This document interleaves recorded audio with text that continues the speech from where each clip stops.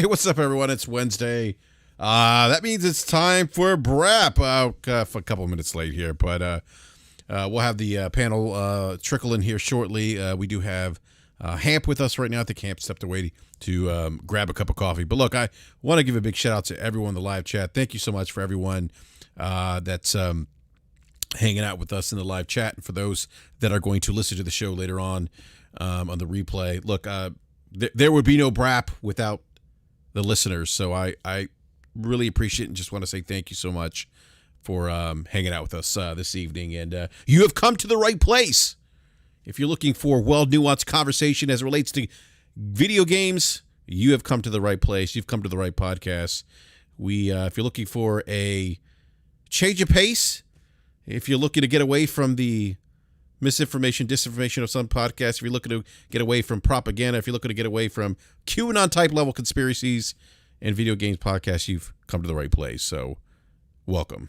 But do me a favor, everyone, please smash that like button, and I'm going to retweet I already said retweet, but I'm going to copy the link here in the live chat. Do me a favor, share the tweet on your favorite social media platform and or Twitter, if that's where you hang out. So yeah, but look, we got some news to talk about. We have Xbox. Phil Spencer is actually he has called out Sony. I mean, and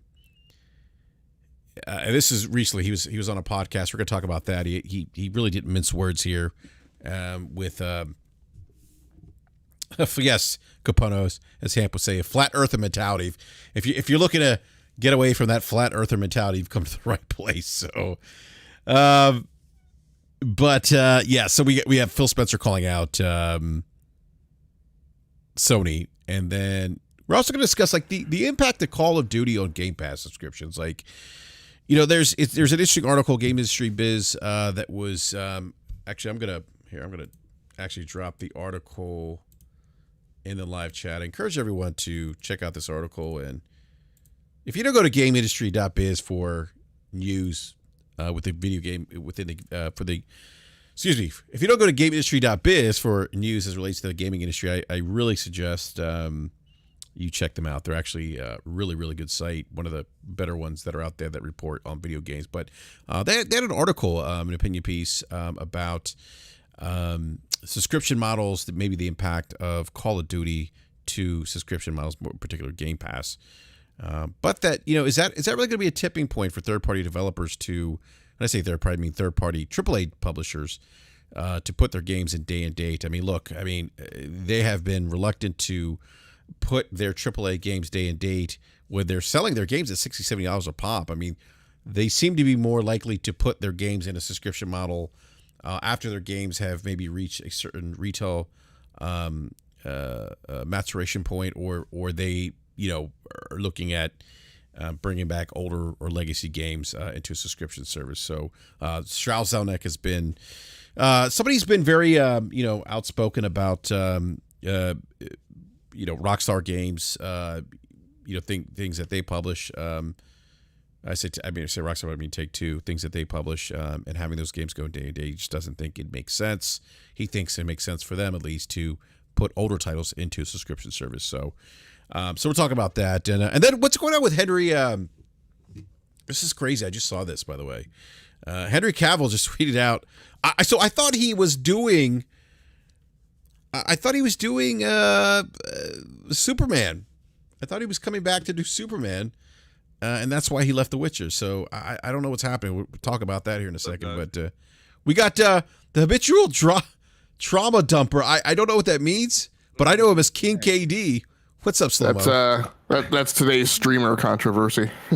Yes, that jackass. Yeah, that dickhead. I just felt like having a little fun with it. You know, sorry if I'm trauma dumping you guys, but you know, I need to pick me up today. Anyway, no. By the way, that guy's what a jackass. He's a piece of he's garbage. He's like, garbage person. I saw that video and I'm like, are you seriously trying to teach someone etiquette about them responding to your question about how they're doing, and they just lost a parent, and that's your response? Like, what?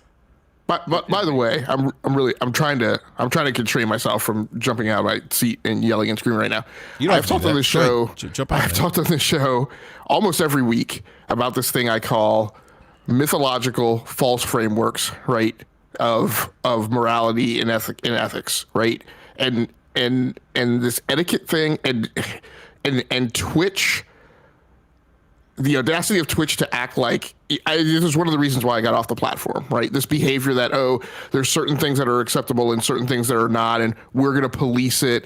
And it's people way out over their skis, entirely overvaluing their relatively meek contribution to society, if I could even qualify it as that. There are a lot of weirdos on Twitch, and they somehow have followings. Like that guy has 9K people following him on Twitch. And if you look at like the comments in the chat as he was basically running her down for having the audacity to answer his question honestly, like the majority of his community were in agreement with him, which is ridiculous. And if you look at his video that he put unlisted on his YouTube channel, which has like 78 followers or whatever, he quadruple down on his statements. Then halfway through his 8-minute video started promoting his stream again and promoting his Twitch channel. It's just, what the, these people are weird. They lack any kind of actual social, like, he has zero emotional intelligence whatsoever. He has zero like social skills that are actually valuable in society, and just his. So, but you just said he has no value in society, pretty much. Which I don't disagree with you, by the way. Basically, I've never watched one of his streams. I'm never gonna. But like based off of that, if I was someone, not even the person that he was going after, and I saw him do that, that's an immediate unfollow, and I'm never coming back, because why who want to be involved with someone who is that garbage of a person? It's pretty crazy. Yeah, But no, I don't disagree. It's just, yeah. I'm sorry. Go ahead, man. No, you gotta stop calling me King KD, man. That's just that. Is that why? I mean, you're good at shooters. I mean, look, Slim, I've played a couple rounds of. You're too modest, man. That's okay though. That's okay. I mean, it's but I like it. Should I call Deli King KD? Is that delicate KD? Yeah, should I call Deli K like King KD? Oh no, I'm good, man. Yeah. I was just like, that was my first game back on Halo Infinite. Yeah, so you went ham. I saw that. Yeah, it was a good match. On the worst map in the game, Long Sight. I have no idea who designed that map. Whoever did it, I hope it's one of the people that, respectfully, one of the people who no longer works at 343. Like, it seems like half the studio's gone. So please don't make any more maps like that. I would definitely appreciate it. I definitely appreciate it. Speaking of games that shooters we haven't played in a long time, Sloma, I picked up Fortnite for the first time Friday night. Because it's running the new Unreal Engine 5.1. I heard you talking about it. Was it Luminous, whatever it's called? The Lumen. And Nanite. Nanite, yes, thank you. Which is their I forgot how it's broken down. Maybe Hamp remembers, but I think it's the Lumen is their lighting. That the ray tracing? It's not necessarily really. It's not ray tracing. It's their implementation of lighting, and okay, gotcha. It's very grounded in like very realistic. I remember looking at that demo with the girl in like the caves and everything, and she starts flying. Remember that demo when they first showed Unreal Engine 5? Like, where I remember when they were kind of like showing. Isn't that supposed to be a video game, by the way? Like, isn't that? I thought that was a rumor that demo was a game. No, it was just a demo.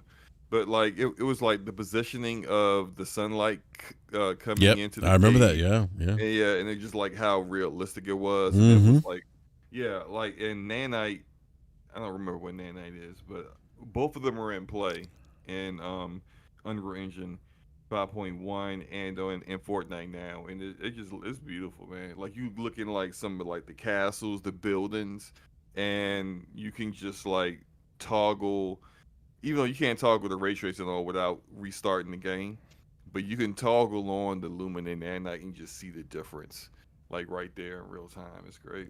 Yeah, yeah, no, it is. And so I played for the first time in, oh, geez, a long time. It's been a month, maybe a little bit longer, maybe 6-7 weeks, maybe longer than that, actually. But hopped on, first game, played singles, solo, and solo no build, and got the win, man. I was surprised because I haven't played it. But you know what? It's like riding a bike, man.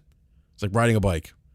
But what I didn't know, somebody tweeted this out today, and I want to thank this gentleman for tweeting this out because he said if Fortnite can run locked 60 FPS at 4K on Xbox Series X and PlayStation 5 with ray tracing and Unreal Engine 5.1, then I'm sorry, but there's no excuse for games to be running below 60 FPS. Well, I agree with that, but is that 4K? I don't think that's. I don't think it's 4K. I don't think that's 4K. Like a native 4K resolution on Xbox. I think that's probably almost. I mean, I'm almost positive that's dynamic. Yeah. By the way, yeah. Go ahead. I don't agree with this guy, but go ahead, Samo. Yeah. I just think that's dynamic 4K. I can't remember if that was broken down by VG Tech or Digital Foundry or something, or someone has taken a look at it and found out or not. But yeah, I don't think that's native 4K on Xbox. Yeah, I don't think it's either. Or any console really. Yeah, I don't think it is either. And they actually gave an example. He actually put the Series S up there, which I don't think the Series S has ray tracing. And he has it running at. The Series S does not have the ray tracing. It also doesn't have. There was I remember actually I did see that with Digital Foundry. They said something about the shadows aren't right. Okay. Well, whatever level of shadows they're doing on Xbox Series X and PS5 is not present on the Series S. On the Series S, yeah. Yeah. Yeah. Look, I would like all games to run 60 FPS, but I'm not buying that there's no excuse for games to be running at 60 FPS when he's speaking about $500 machines, consoles. I think there's some design choices that developers make and and some option. I would prefer options if that's a possibility on console, but I don't. I'm not agreeing with his because this does this and everything else should be working the same. I just think that argument's a little more nuanced than just saying what he said. But I would prefer 60 FPS. That's why I gave him on PC because it gives me the flexibility to choose higher FPS. I was wrong. You were right about Lumen. Lumen does have ray trace reflections. That's what. Okay. Fully real time global illumination. Gotcha. Okay, that's what I thought. But okay, that's cool.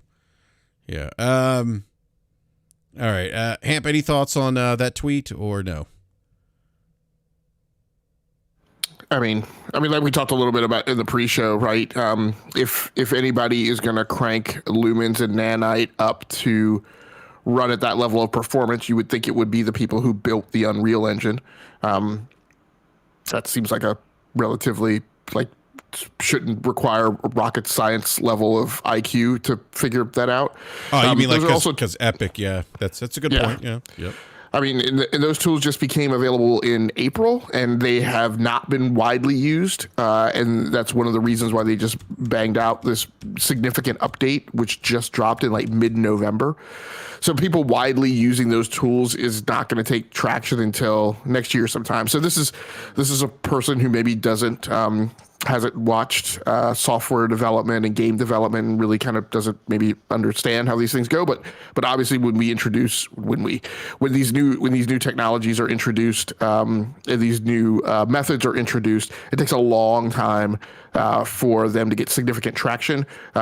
People who already have games in pipeline are not likely to come off the bench to go grab some new piece of tech. that the incorporation of causes a negative knock on their schedule. So you're talking about developers who will be next putting things in pipeline or are at some point where tech insertion is something reasonable to accommodate.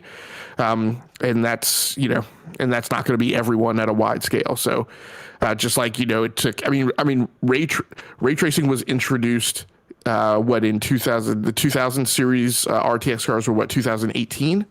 They dropped at the end of 2017, I think, and then cards generally became really available in 2018, and ray tracing at a mass industry scale just really became a thing.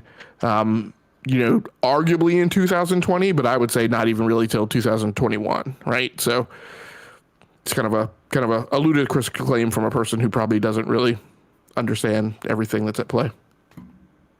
Enrique, if you check in Discord, I found the portion that breaks down. Actually, they looks like Digital Foundry asked Epic directly what the resolution was for and how they did resolution on the consoles, and they said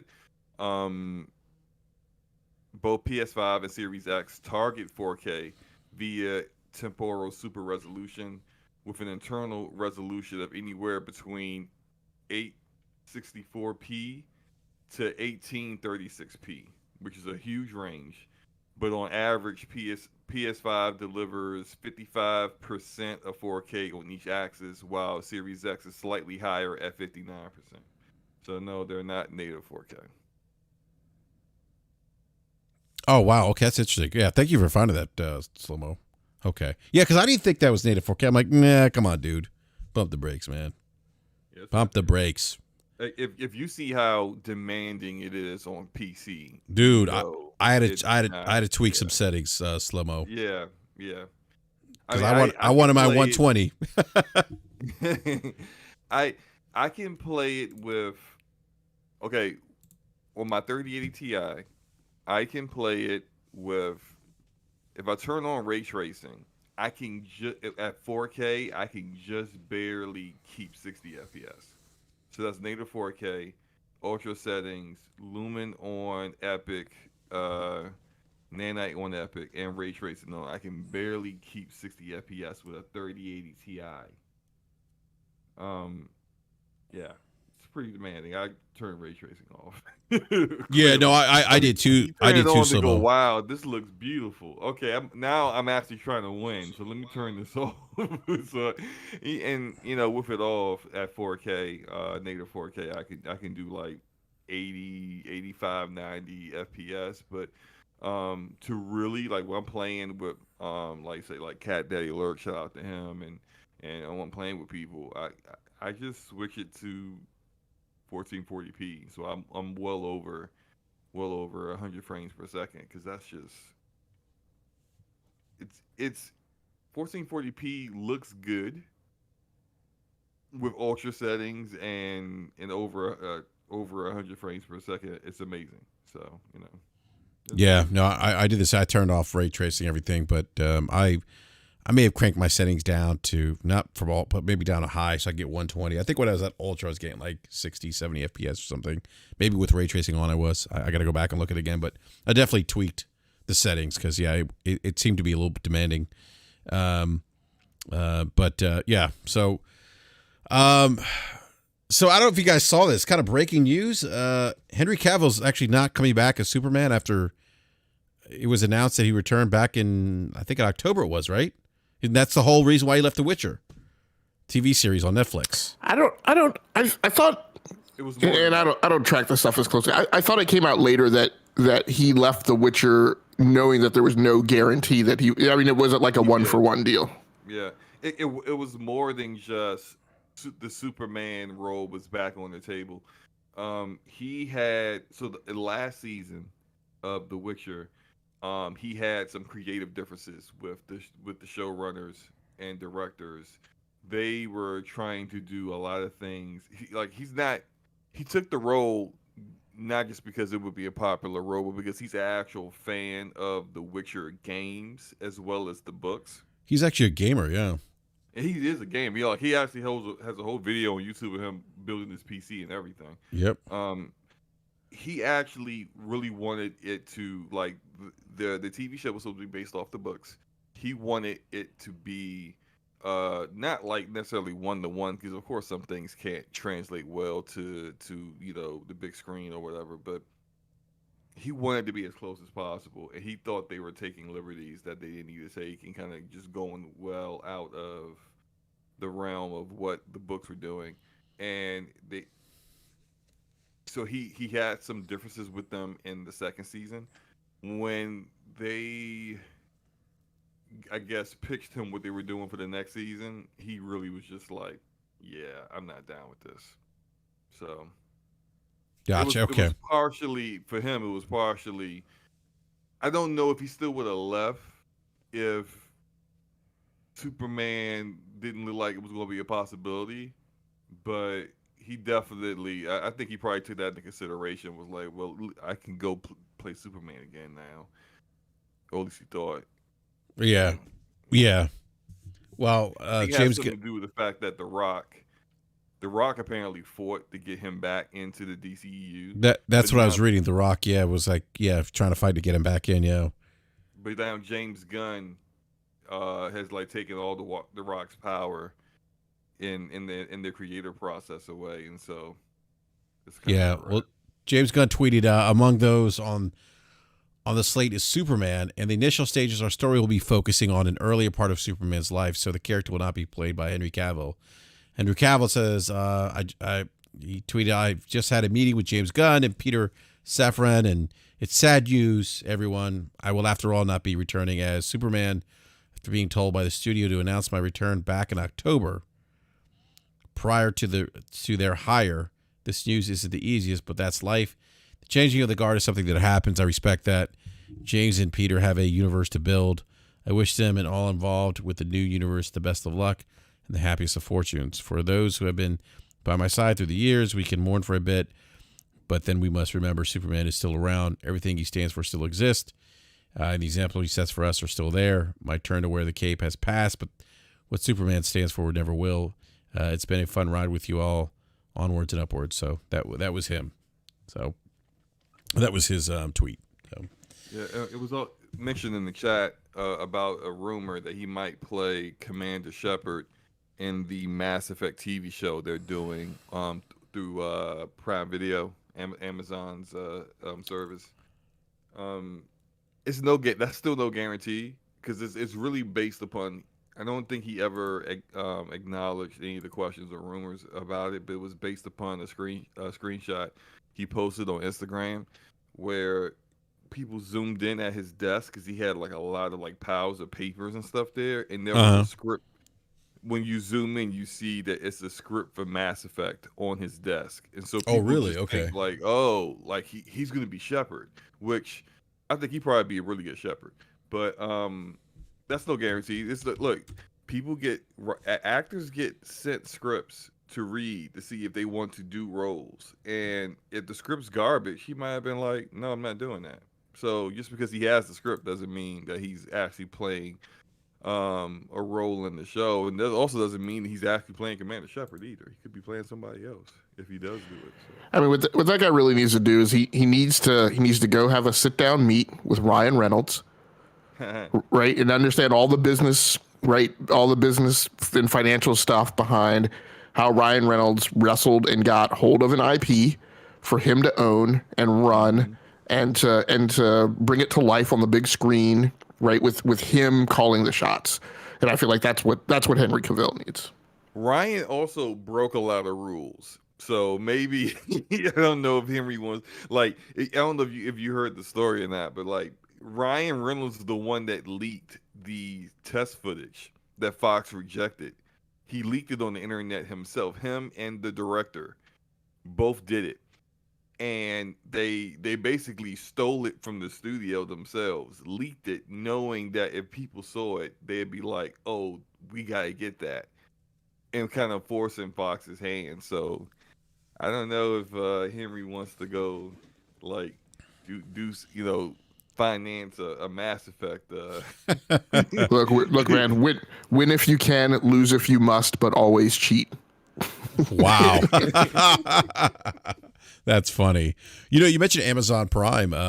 Prime is doing the God of War TV adaptation. I think it's going to be co-produced by Sony Pictures and Sony Pictures Television, Amazon Studios. It's actually going to be written by Mark Fergus and Hawk Otsby. Those writers are on Iron Man and Children of Men. And so it's funny. Like there was some chatter around who should play Kratos, and I saw people actually suggest Triple H, the professional wrestler. But physically, he's got the bald head and the beard. I mean, I can kind of see him. Got that. That's the reason why. That's the only reason why they are suggesting him. His acting performance in his acting performance in Blade Trinity left very, very much to be desired. That's not the call that I would make. He's a terrible actor. He's awful. Like he's really not good. He has the look. He might be a bit too old though. Like, he's I don't know. Triple H like 52 now. Yeah, wrestling. Yeah, he might be a bit too old to be doing all that stuff on and actually like playing the part, like the actual action stuff. If this was like a decade ago, he could handle like the look and the fight scenes, but the actual like he's got to talk, which is one thing being a wrestler and cut the promo. Because you're like a cartoon character, but it's another thing. He said a cartoon character. Hey man, I mean, that's disrespect, Slobo, to professional wrestlers, man. Come on, man. I'm just kidding. Watch wrestling every Monday and Thursday. Raw and SmackDown, Attitude Era, best era of WWE. Look, Facts. I used to watch it faithfully, but we gotta keep it real. Was that the same era as Ruthless Aggression? No. No. Well, this was Stone Cold Steve Austin, The Rock. Okay, gotcha. D-Generation X, like all that stuff. DX, and at the same time, NWO was over on WCW. And that was the best era. So couldn't Dave play that role? Dave Bautista could. Yeah, I think he could. They'd have to throw some baby powder on him, but they could. I don't. I don't know who could. He might not be available though. He wants to do that. He wants to do that Gears. Yeah, I was gonna say he wants to do the Gears. He wants to. Yeah, and he's Marcus definitely Phoenix. doing that. He's definitely playing Marcus Phoenix. So, he could do all the grunting and yelling at Marcus Phoenix. I don't know who could play. Like, the thing is that like, Christopher Judge is an actor, but we know about his health issues. His knees. He can't do. He got bad knees. Yeah, that's the reason why the game got delayed. Is because he got into a car accident. He had to have multiple surgeries. Did he get into a car accident or something? I don't know what happened. I gotta go back. I know there was some kind of health issue he had. Yeah, that's why they delayed the game. I don't. It's one thing to do that, and then in this mocap, it's another thing. To do all that stuff in live action, and it's you. I don't think he can do it. And then the guy previously, the previous voice of Kratos was the guy from Living Single. What is his? I'm always forgetting his name. Oh, I know you're talking about who. What's his name? I know who you're talking about. Now I gotta look him up. Is it T.C. Williams or something? Yeah. T.C. Carson? T.C. Carson, I think it was. Yes. Yep. Yeah. Sir Naked Live Chat says T.C. Carson. Yeah. That's right. And the reason why he admitted the reason why they replaced him with Christopher Judge, because he couldn't even do the mocap because he's a tiny guy. So he just has the Kratos. He just has the voice. Yeah, he can't do that. He's too small. He's too small. Kratos. Yeah. So could they James Earl Jones him into Kratos? So, but James Earl Jones. Well, we mean like considering like James Earl Jones was like Vader, right? How he was just the voice. But then like, but that worked with Vader because Vader's got the helmet, and you I don't know, man. really. I'm stretching. I'm reaching. I'm trying to. Yeah, I'm trying I to. know. Trying to find the brother some success, man. Let me think it was so long ago. Decoupled from Martin, he just hasn't had anything. So just trying to find him a little gig. I'm trying to I mean who I mean like I'm trying to think of other actors. I mean Dave Bautista. I mean we talk about Triple H. He has the look, the bald head and the beard, but not the acting might not be there. Yeah. It better not be the guy who who plays Spider-Man and what's his face? Nathan Drake. What's his name again? The actor. Tom Holland. They better not cast Tom Holland as Kratos. I'll lose my shit. They can't do that. What if they did? Can you imagine? Could you imagine? Or like You know who might be able to do Jason Statham? I got an idea. This is who might be able to do it. Okay. You know the lead actor from Vikings? He's also on the yes, TV what's his show name? on HBO Max. I forgot what it's called. Yeah, where what's it's his name? the androids, but it's Travis. Travis Fimmel. That's it. Someone mentioned Jason Momoa in the chat. Sir Nick mentioned that. I don't know about Jason Momoa. Jason Momoa. I don't think Jason Momoa can act this. I don't think he's that good an actor, really. I think he's good for certain kinds of roles. But like Kratos, like if they're doing this based off of these past two games, or something in regards to like the current story arc, you're gonna need somebody who can really act a lot better than what I think Momoa has done.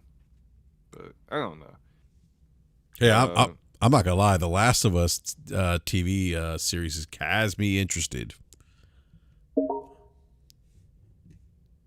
Yeah, I think the whole thing might really hinge on who they can get for Kratos, honestly. Yeah. Yes, Gregor, Raised by Wolves. That is the name of the TV show Fimmel is in. I think he might be the best one, although he would have to I don't think he's in the kind of shape he was when he did Vikings. He would need to definitely buff up. A bit buff up, but you know how it is. They get you one of those Hollywood nutritionists and trainers, yeah, workout trainer, and they'll turn you into a freaking bodybuilder in no time, man. Yeah, give you a year of lead up time. You'll be good to go. Yeah, and then you'll be talking about how like you were on a strict protein diet and you gained like 20 pounds of muscle in 6 months. Yeah. John, he says, what about Winston Duke from Black Panther? He can act it. He's the right size too. Yeah, I mean, like build. Well, I was actually going to say he is the guy right size, who I can't remember. Was it Michael Jai, the guy who played Spawn? Yeah, Michael Jai, yeah. Isn't Mike? He's too old now. Like he's old. Now he's older than Triple H. How? No, is he really? No. How old is he? Oh, he's in his 50s. Yeah, but Triple H is like 51. Michael Jai White. Let me double. He could play. He could. He could be. He's 55. I'm just saying he's got that stoic demeanor that I felt like. Yeah, he does. Is genuine. He really does. Yeah, and he's Beth. And you won't get the typical they got a woke actor in place or whatever, because they're gonna have makeup on, because nobody looks like Kratos, so it's like it's going to be makeup for his skin, the ash skin color and the tattoos. So, and look, man, black people can pull off ashy. Oh man! Oh wow! Come on! That's definitely true. Oh my god! So it really is about just like having someone that can like physically act the role, as well as actually be an actor that can carry a show. Because if you got a trash actor where everyone else is like carrying the actor, then like it's not going to have any legs. Yeah, it's got to have good writing, good actors.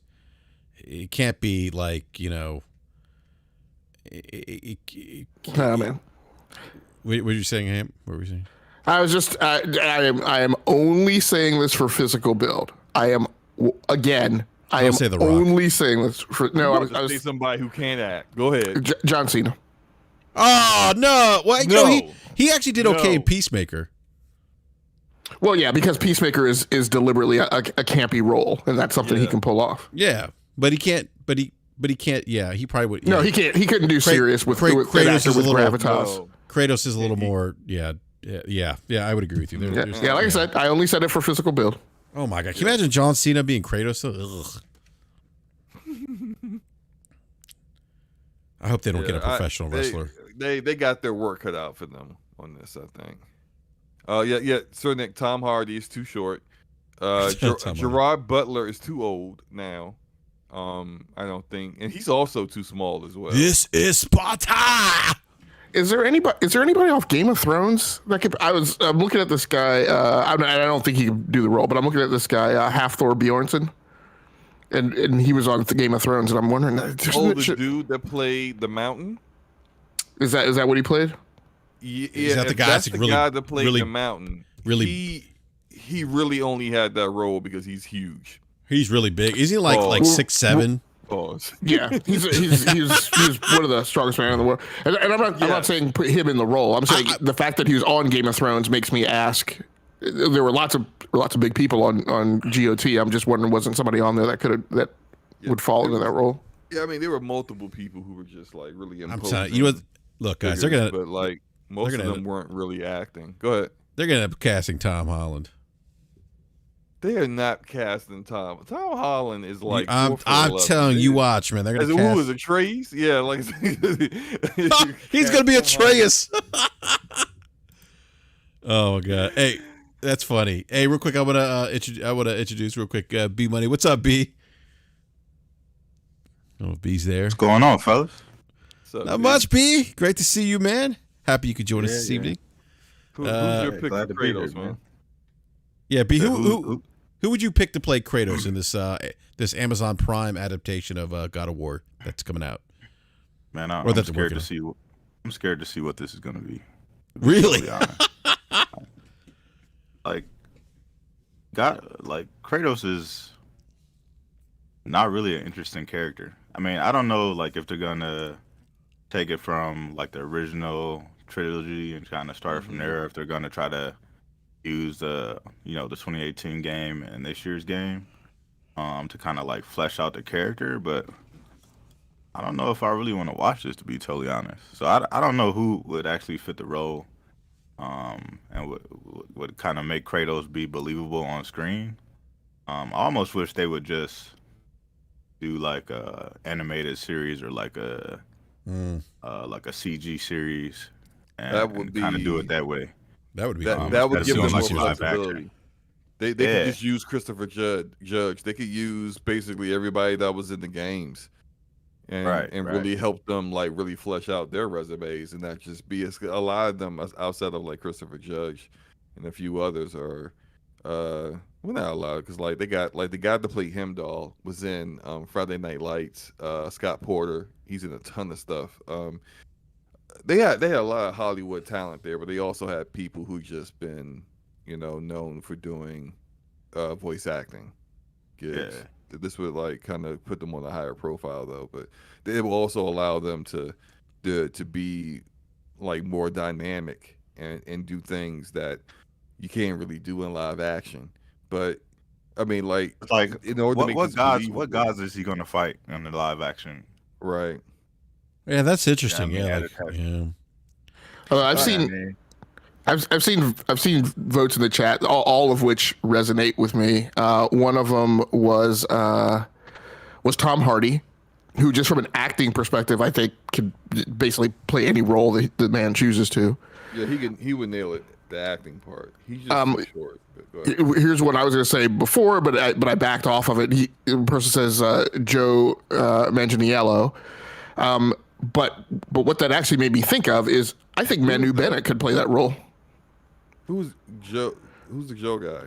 Joe Manganiello is he's married to who's the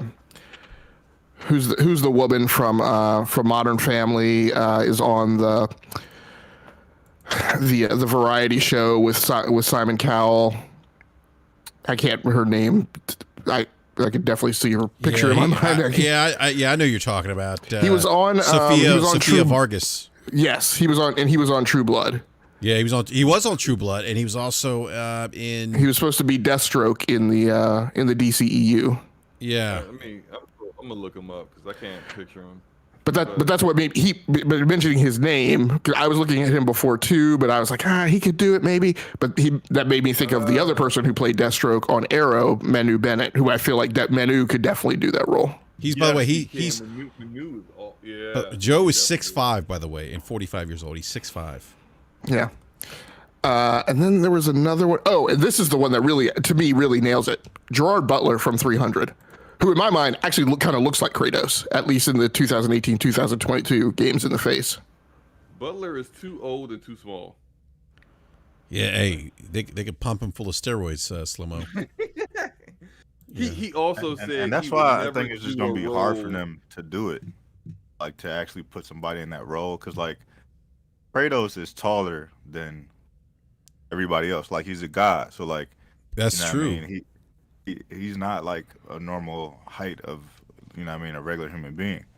And then you gotta go like 6'5" or taller. Really. Yeah, like his build, like the way his body is built, it's not like he's like super swole. You know what I mean? He looks muscular. So it's like, all right, well you can get somebody short and then put him in that role and then try to build his body up. He's got to be somebody who has the correct height and the correct stature to actually, make it look believable. Otherwise, it's like you might as well just do some CGI, and use somebody's voice. I wonder if they, That's gonna be really expensive. I think they should hire Hulk Hogan to do this.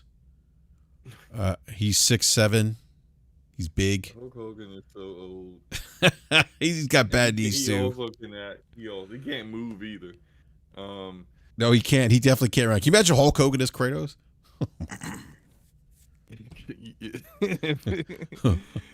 Oh, that would be really bad. Let me tell you something, Zeus. Somebody said Ben Stiller. You got nothing coming, brother. Yeah. Be like, stop, please. Yeah, right. Stop it, Hulk Hogan. Steven Seagal. Come on, now you guys are being silly. Jean-Claude Van Damme. Jean-Claude Van Damme he's old barely too. Talk. What about The Rock? What about The Rock though? I mean, The Rock, he's big guy, bald. Do this. Like the Rock is oversaturated, I think. Yeah, after Black Adam flopped, I think it might be a while before we see The Rock as another kind of character role like that. Oh, how bad? I mean, it's already out on digital, by the way. Oh yeah. That lets you know how we did in the theater. Yeah. Okay, we're gonna go to the movie release now, or not the movie release. The what's it called? The good thing about Amazon is they do spend a ton of money on their TV shows. You look at The Expanse. The Expanse is really expensive. They don't spend like the way HBO spends. HBO spends a movie budget like in an episode, but Amazon doesn't. They're not Netflix. They don't skimp on the production of a show. But like, in order to make this believable, I mean, if you're going to talk about like, let's take an actor that we just wish he was taller, so let's CG his height. I don't think you can do that and make it believable and have him like talking with other actors who are trying to like look up to someone that's actually their same height or shorter. It's just like, hey man, they could put him on stilts and CGI it, man. So how you gonna do the fights? Those. That's a talented actor right there. You know those drywall stilts you ever seen those? They used to hang drywall and people walk around. Have you seen those? Wear those. Yeah. Yeah. I don't know. It's Vin Diesel can't act, Sir Nick. You can't do Vin Diesel. Yeah, Vin Diesel's like as Slow-mo would say, he's old. Thank God Slow-Mo's not casting. He'd be sued for age discrimination. Oh man, I'll be like, as soon as they walk in, next. Next. Just get next. No. Next, yeah. Thank you for coming. Tell you, it's going to be Tom Holland. I'm calling it right now. Oh, it's true. The Expanse showrunner is doing God of War. I forgot about that. Yeah. So look, that guy definitely doesn't care about budgets because the Expanse is ridiculous. That's right. Yeah, level the of Expanse. budget. Yeah, that's So, right. Yeah. That probably definitely would. David Harbour.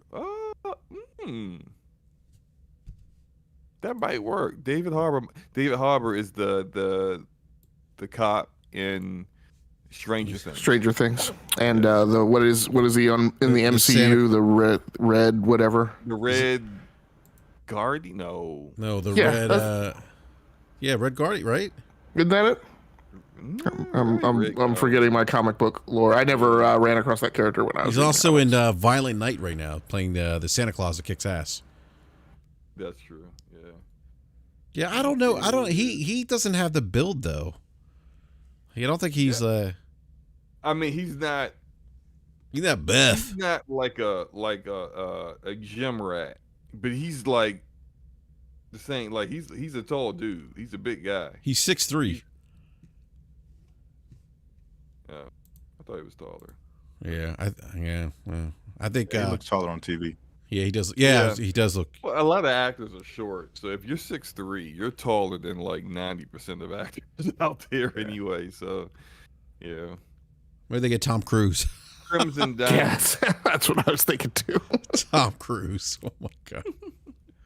Oh, this is way outside baseball, but I will mention this guy because every time I've seen him, he's been an improvement. He started off as a real clown, and everything I see him in is getting better.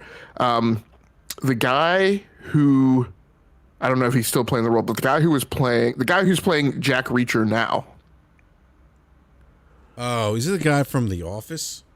No. What am I thinking of then? The guy they wanted to be Mr. Fantastic. Then that role was terrible for him. Jack Reacher, who's? Damn it, what is his And name? he's Jack Reacher on an Amazon. You said Jack Oh. Reacher. Yeah, okay. I don't know why I was. Who is the it? guy. He was I was just thinking about Jack Ryan. No. No, he's Jack Reacher on Amazon Prime. He played Hawk on Titans. Is that Ted? No, not Ted Lasso. Ted Lasso is No, Alan Richardson. Alan Richardson. Imagine Ted Yes. Lasso. Alan as- Richardson. yeah. Yeah, as he's Kratos. 6'3". He's Yep. 6'3". Yo, by the way, Ted Lasso is an amazing show. I love Ted Lasso. How old is Alan Richardson? Oh, I have no idea. Because while we're saying, talk about all the actors that are too old, I feel like Kratos is one of those weird roles where you have to have a little age on you. Like, it can't be a young dude. Yeah. But so he's got to be older, but not too old. He's got to be a little bit weathered, but not too weathered. Alan Richardson is 40 years old. He's actually a really good actor. Like, I'm actually was kind of impressed with him in Titans. Yep. Yeah, I was really. He's got a lot more range. The first thing I saw him in was that goofy, like, Football thing. Yeah. Yep. what I was talking about. That Yeah. show was hilarious. That's why when I saw him play Hawk, I was like, "There's no way this is the same actor." Like, it's like a completely different person from that role. He was on Blue. It was like Blue. Blue Mountain. Blue was that? Was that Blue? What's that? I think it's Blue Mountain State. I think that's. Oh, there it is. Yeah, Blue Mountain State. That's exactly that it. TV show was hilarious. Yep. But it's you see him on that. He's just like goofy. He's ridiculous. I saw him in a couple of things in between that before I saw him in Titans, and I was like, He was in Hunger Games. He wasn't. Yeah, he wasn't that. He in the second one, I think. Yeah, so just wait a second. He looks super young for Kratos, but I mean, take a look at what he looks like in Reacher. He's 40 years old. By the time this probably hits, he's probably 42, 43. You know, I think he's right in the age range where you could definitely rough him up and make him look, you know, a little bit older. He's really tall. Yep. He is already someone who is used to looking the part for Yep. roles. He's been doing it his entire career. Yeah, I think he could work. Yeah. Yeah. Yeah. No, that's that's. Yeah, I think I'm trying to think who else. I can't think of anyone else who could maybe play Kratos, but yeah, we'll see. Hopefully, it's not Tom Holland. That's all I got to say. Although he might get the part of Atreus if that's the timeline of the show. Yeah, somebody He mentioned look young, but he don't look that young. yeah, no, yeah. I don't know. He seems to be in all these roles though, so who He knows? gets in everything. Yeah. Yeah. Yeah, and I think Black Adam does meet the textbook definition of a flop. They're expecting it to make 390 million total on a budget of 195. Some of that goes back to the movie theater, so it'll probably come up losing 100 million, and its original target for earnings was about $1 billion. Yeah, Wow. They marketed the hell out of that. too. Yeah, I mean, The Rock was out there like pounding the pavement for this movie.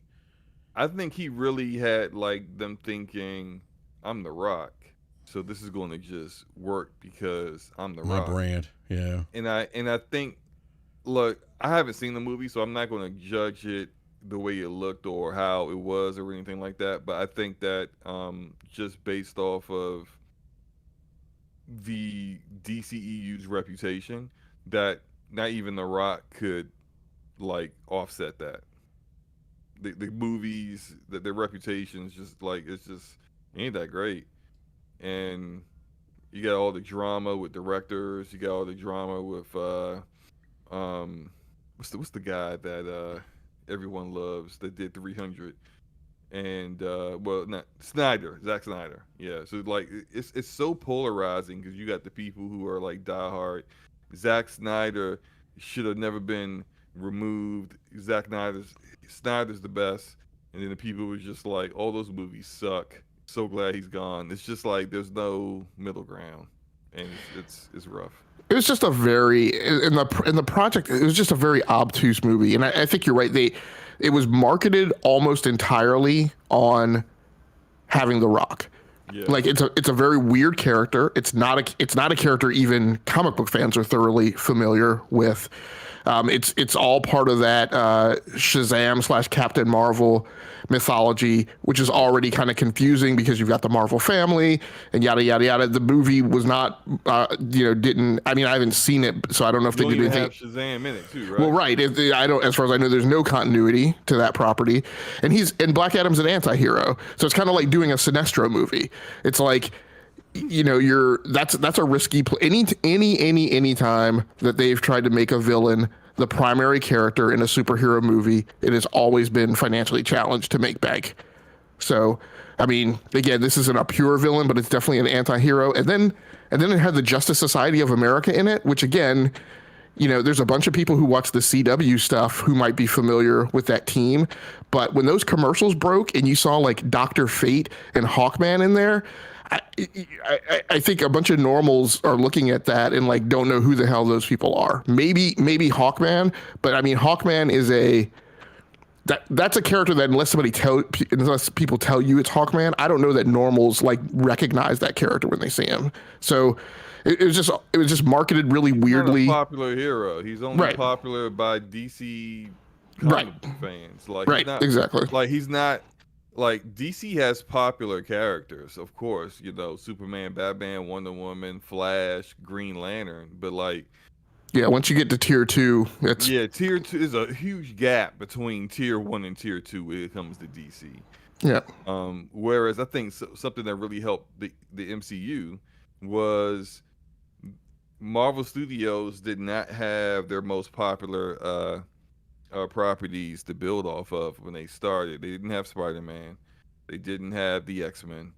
They didn't have the Incredible. They kind of sort of had Incredible Hulk, but not really. So they really had to like build off of like, look, we got great characters. We just got to like introduce them. And so they actually went through the process of like creating this fandom for characters that were, for the most part, throughout their history in Marvel Comics, B and C list. Like Iron Man is not that dude. Like he is now, because they've turned the comics into almost like the MCU, honestly. But before Robert Downey Jr., Iron Man wasn't that guy. He was the leader of West Coast Avengers, the B team of Avengers is what. It's like, oh man, you got to go West Coast Avengers, man. The B team. Like, it's, come on, Iron Man, and it's just like, but now Iron Man is like amazing, and it's like people are like, oh man, you don't have Iron Man in the MCU no more. It's just, it's so different now. But like they built that up, and it's like, it seems like with DC they don't want to build that stuff up. They don't want to build up to that point. They don't want to build up. Get what Marvel Studios has done with the MCU in like a movie, when Marvel spent like 3 phases and 3 movies to get to that point. A lot of build up. Yeah. It's an interesting point. Slow-mo. I do want to move on. Which is why they should have just built off the CW, because that was already in progress. It already had a huge lead. It already had a huge fan following.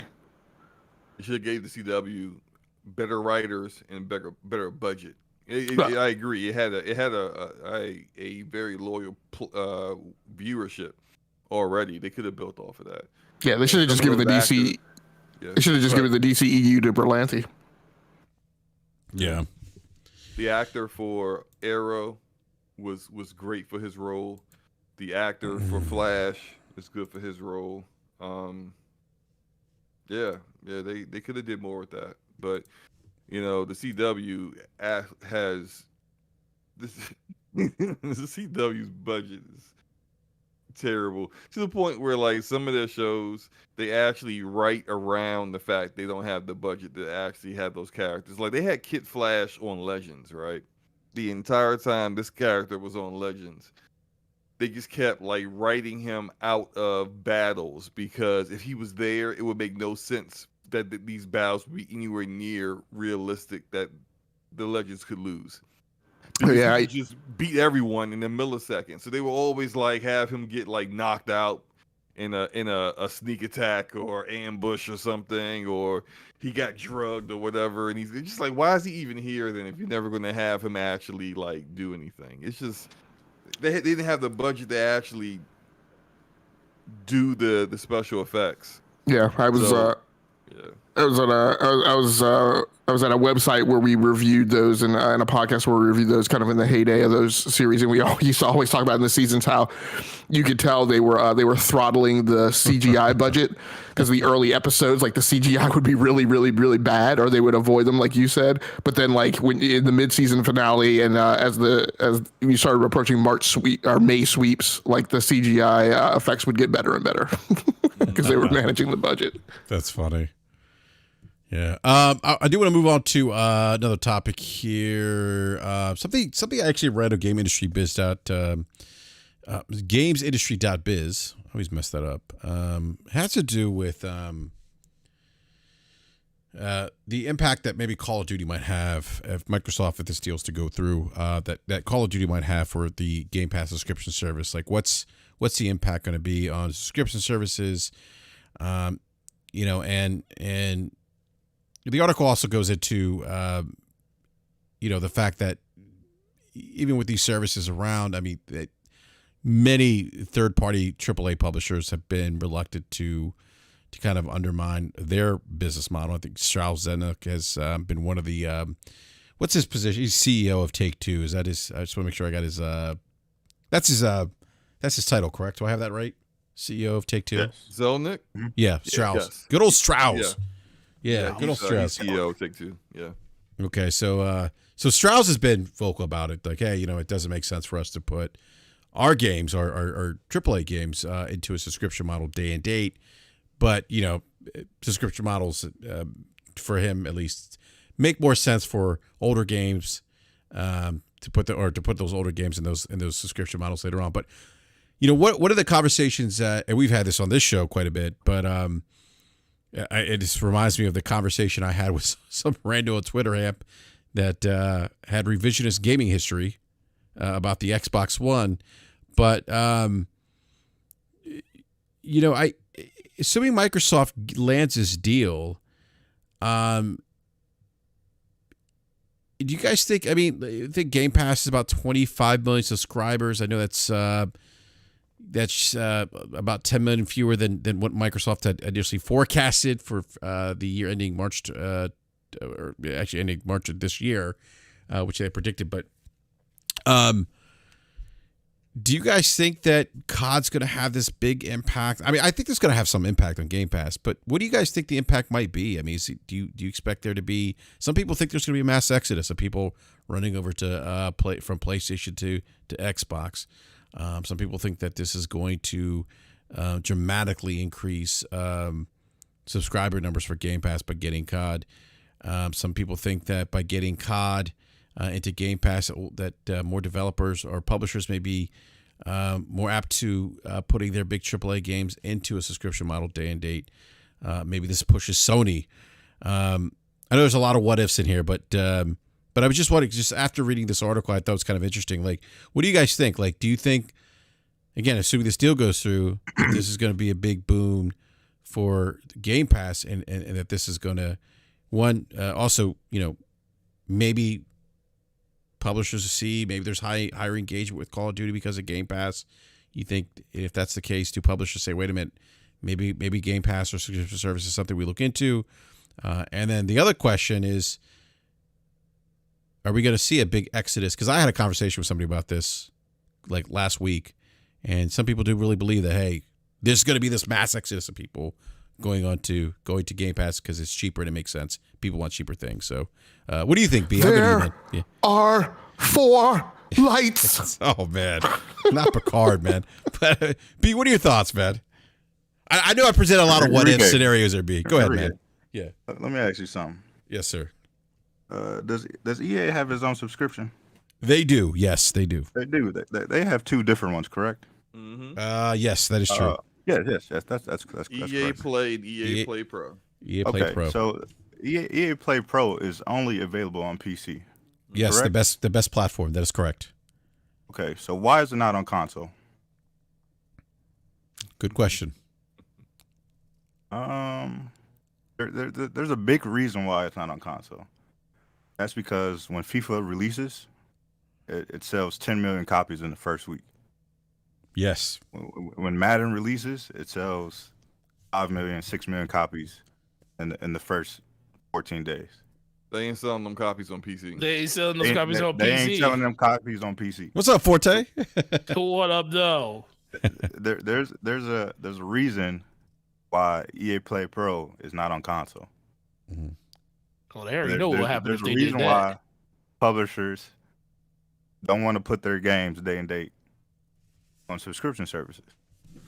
If anybody knows the business, it's going to be EA, because they hold some of the largest games that release yearly, which you would think, that it makes more sense to be in a subscription because these games release yearly. But guess what?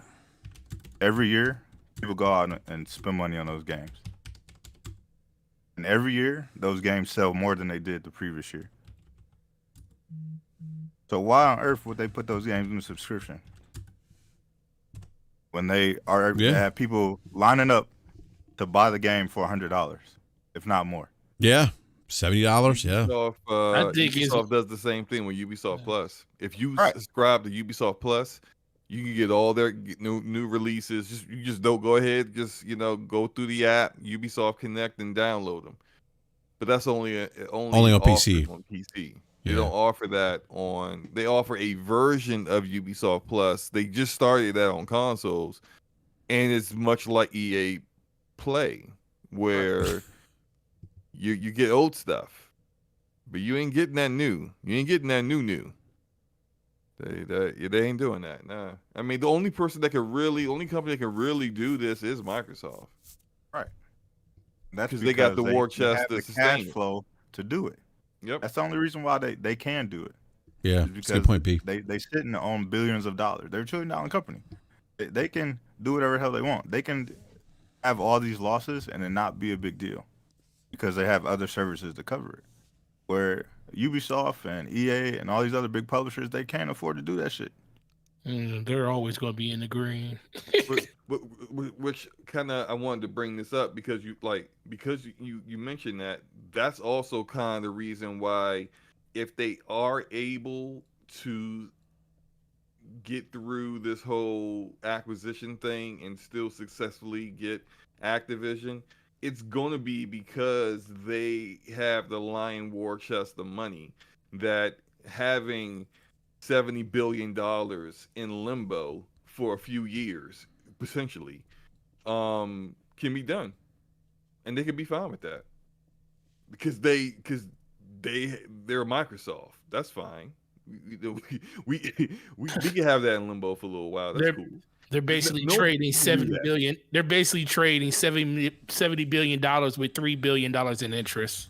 Like, okay, $3 billion in interest to fight this for however long we need to fight it for. Yeah, what the FTC is doing is what they've done to a lot of companies, and a significant number of them just back out of the deal because they don't want to go through the process of potentially doing this for years. You go to court, you win, but then they appeal. So now you got the appeal, and then what if they keep appealing? Potentially until they win, and then you potentially might go to the Supreme Court to get this done. A lot of companies just go, all right, whatever, bro. Like they'll be done with it. They just quit. Microsoft might be the only company that might be like, no, we can keep going. We're good. Financially, we can keep doing this, but it is what it is. We'll see. Well, I just want to layer a little bit on top of that. In general, I would normally agree, but on top of that, this is part of Lena Khan's very specific pivot in how the FTC, and I would say that it must by definition mean extend that to the ATD, which makes me think that then the DOJ must be in agreement. There's a story which Mr. Evermore Saga, which I have to give him his flowers, pointed me to. Actually, it was run over this summer. Any flowers? So it was an article that was on Axios that was titled "FTC's New Stance: Litigate, Don't Negotiate," and basically what it's saying in there is her stance is now. It's not my job and my staff's job to help you figure out your deal before you bring it before the FTC, right? Figure your stuff out, make it fit within the law, make it fit within the standards for anti-competition and antitrust. Those guardrails are published. You should know them as corporate leadership. When you come here, we're not going to spend a ton of time with you going back and forth with you about what's acceptable to us, right? So, my feeling is this could be a good amount of speculation because we have this note that Microsoft and the FTC, the ATD went into a room the day before, had a discussion, and the end result of that discussion was the next day the FTC dropped the lawsuit.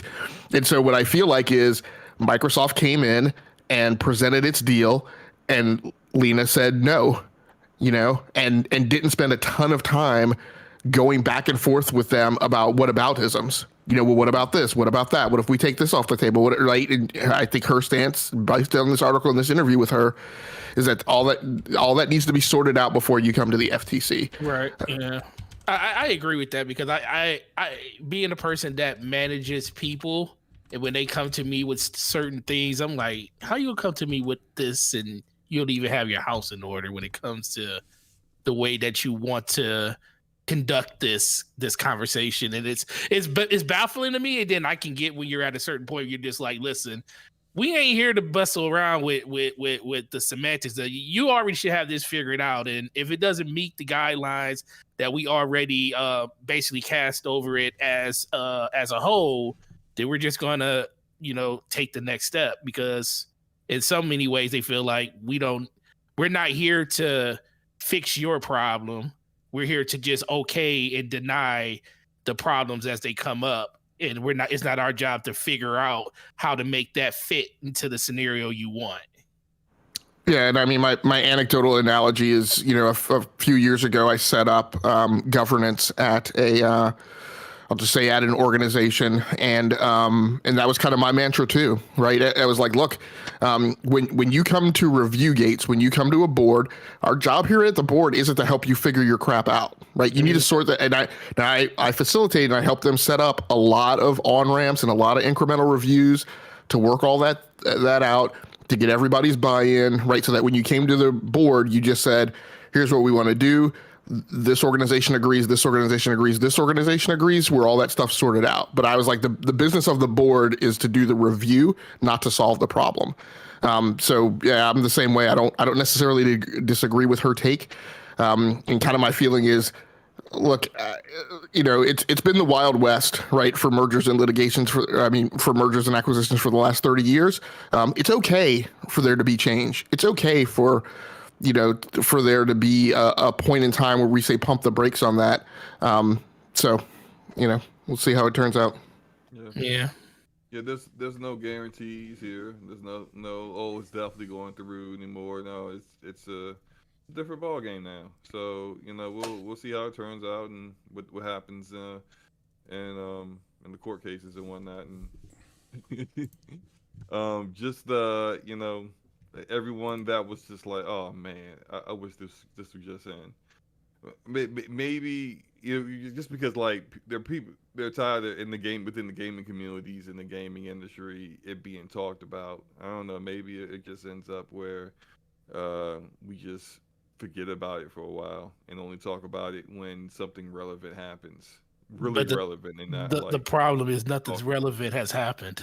That's why it's just consistently people keep talking about it though. So, and that's why they keep talking. The first thing they gonna say like, well, I'm gonna use. Shout out to Mooch. I'm gonna use you, but we got to do a show. It's got to be weekly, and this is what we got to talk about. And I'm sitting there like, oh my god, we'll talk about this no more. But it's just how it is.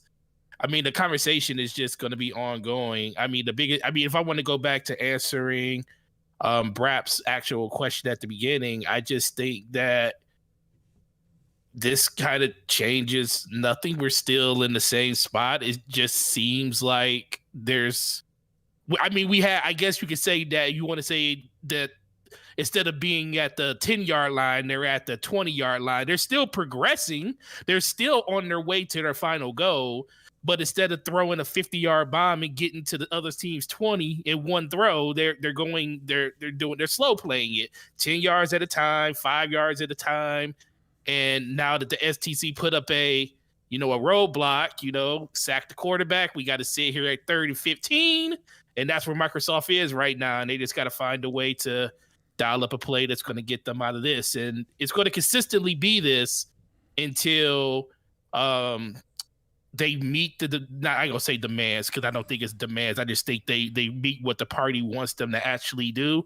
But I also think that also goes back to the conversation you and that you guys had with Evermore the other day, that I think Microsoft is trying to nestle their way inside of other regulators' hearts by doing the things that kind of address their needs, so they can bring that conversation to the FTC and say, they agree. Well, they were in the same situation. They were definitely doing this. They felt this way. These are the concessions that we made when it comes to fairness and competition. And these are the promises that we decide to make with you. But I also think it goes back to that, right now that nobody really trusts Microsoft when it comes to doing what they say they're going to do, because the big thing that Ham brought up earlier is, these conversations were had a while ago, and then Microsoft kind of changed the parameters, and they don't want to see that happen again with this deal. But ultimately, it just comes back to, it's going to be a slow play. This instead of being done by the middle of next year, could be going late into the year. And at that point, it's really up to Microsoft how long they want to fight with this to keep it going. Yeah, the other thing I was going to say too, I think with this deal does happen, I think there's going to be definitely a spike in Game Pass subscriptions of people who may. I don't know about that. Well, I say spike. Well, I guess you consider what's a spike. Yeah, well, I'm not saying that it's good. Like we're going to see like 100 million subscribers. I don't even think we're going to see that. Yeah. But I think that'll be quick. Yeah, it'll be a quick thing. I just think in general, it's people look at Call of Duty, like Call of Duty is great, but I also think the box product itself, people can play that game wherever they want to. Now, are they going to snake some people away from PlayStation due to the fact that they don't have to pay $70 for it on PlayStation? If the whole thing about PlayStation not, taking it into PlayStation Plus, that could be the equalizer. But if that doesn't happen and it's just in Game Pass, they'll snake some people that way just because they don't want to spend $70. But I also think that people know that they can kind of play anywhere they want with any of their friends on any platform, because the biggest thing that happened in 2013 is Call of Duty was console centric when it came to who you played with back then. So if you wanted to play with BRAP or Slow-Mo, you had to go to that platform to play with them. Now that's not the case, so that kind of makes it a little bit easier. The biggest question is, what are they going to offer inside of Game Pass to persuade people to want to, come over? It can't just be just the game is there. And it's going to be the same thing with Warzone. What are they going to offer in Warzone? Think about what Fortnite does with their monthly subscription. They give you certain skins that are in their monthly, not monthly, but every quarter during the seasons that people jump in there and they subscribe to that service just for that. What are they going to do with Warzone? Because if they do something like that with Warzone, where they can actually get people in on that side, which is, I think, the bigger side of the player base, that's where you probably will see the Game Pass number go up. I just don't know if it's going to go up that much. It will go up a lot, but not crazy amounts based on just a box product, because people already know that they can play that game anywhere they want to. They have to have something that differentiates itself on the service side when it comes to the thing that people don't have to pay for, which is Warzone. I got the answer for you. It just occurred to me. But before I tell you, I think one thing we have that people need to keep in mind, and again, there are lots of people running around saying that there are 5 lights. There are only 4 lights. Hey, man. Sometimes I think Picard saw 6 lights and he was fighting back. So, right, so if this deal closes, let's just live in La La Land, right, and say that whatever happens, the court case unravels and the deal still completes next year, right? Even if it completes next year or the year after that, it's still a deal that's closing kind of mid-generation. Yep. And so people who already have a PlayStation 5 console, who are already planning on, they're going to play COD on PlayStation until the end of the PlayStation 5 life cycle. Yes. Right? There's only 20% of gamers, right, who have both, right? Yep. There are 50% who have more than one console. There's about 20 to 25% who have both a Series X or S and a PlayStation 5. And I don't expect that to change all that much. Now, what I will say, and that's an argument that actually benefits the Microsoft case, right? With them saying that them getting Call of Duty isn't going to cause a huge swell, right? Which is, again, kind of the weird thing when Xbox fans argue that there's going to be this huge mass exodus. Understand that you're arguing the exact opposite of what Microsoft is trying to argue, right? Yeah. So, but you brought up an interesting question, like what do they offer? And I don't think this impacts, again, gamers who are already in the market. But what I always talk about is how it's going to impact people who are coming in, or people who are kind of standing on the fence waiting to make their decision. A thing they could do when you talk about, what could they offer from a Warzone perspective and to differentiate with Call of Duty, they could make an Xbox All Access play. If part of this whole approach is targeting, no offense to anybody in the chat, I know people are going to flip out when I say this, targeting the low socioeconomic status, low income bracket consumer, right, who wants stuff at the rock bottom cheap prices, then you make an Xbox All Access play, and what you bundle with Xbox All Access is a monthly subscription for a period of time, right, to Call of Duty / Warzone, a la that Fortnite subscription, right, and they get all of that for the price for Xbox All Access. Now you have a person who can go get a box for a monthly fee. I also don't recommend this from a financial perspective. Go into debt to play video games. Right. So you can go out, you can get your box at a monthly fee, kind of the same thing that the cell phone carriers, right, tempt you with. Get it at a low fee, and if all you need to do, if your primary concern is playing Call of Duty, you now have it for that one price. You got Game Pass, you got an Xbox, you got Call of Duty Warzone pass, right, with all the extra skins that you need. I mean, that might actually be a better idea for the casual gamer than what the current offerings are for Game Pass. Because if you kind of look at it like, if you are the kind of, and we know like the vast majority of COD players are not like the hardcore audience. These people don't care about all those games that are in Game Pass. Oh, what a great value! They don't care. They don't. If they thought it was a great value, they would have bought those games. Or they will already have Game Pass. These aren't the people that buy God of War Ragnarok, or they might get Spider-Man because hey, it's Spider-Man, but they don't care about Ghost of Tsushima. They don't know what Infamous is. They don't care about Horizon Forbidden West. They care about COD, NBA 2K, and Madden. That's it. That's what they care about. And Nobody should care is about Madden by the in way. Game Pass? No, not at launch. Not when they want it. Is 2K in Game Pass? No.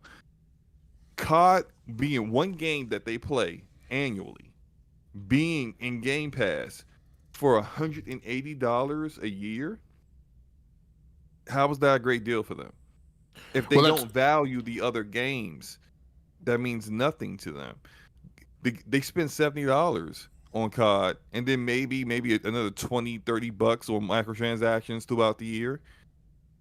That they're spending more money there. So it's like, more than likely they're just going to keep, doing what they're doing and playing it where they play. You might get some now that the marketing shifts over to Xbox, which part of the reason why PlayStation got that community is the marketing was all PlayStation. You're going to get some people who will shift back to Xbox, or hey, I'm just now getting off of, last generation. I'm just now looking to get a system.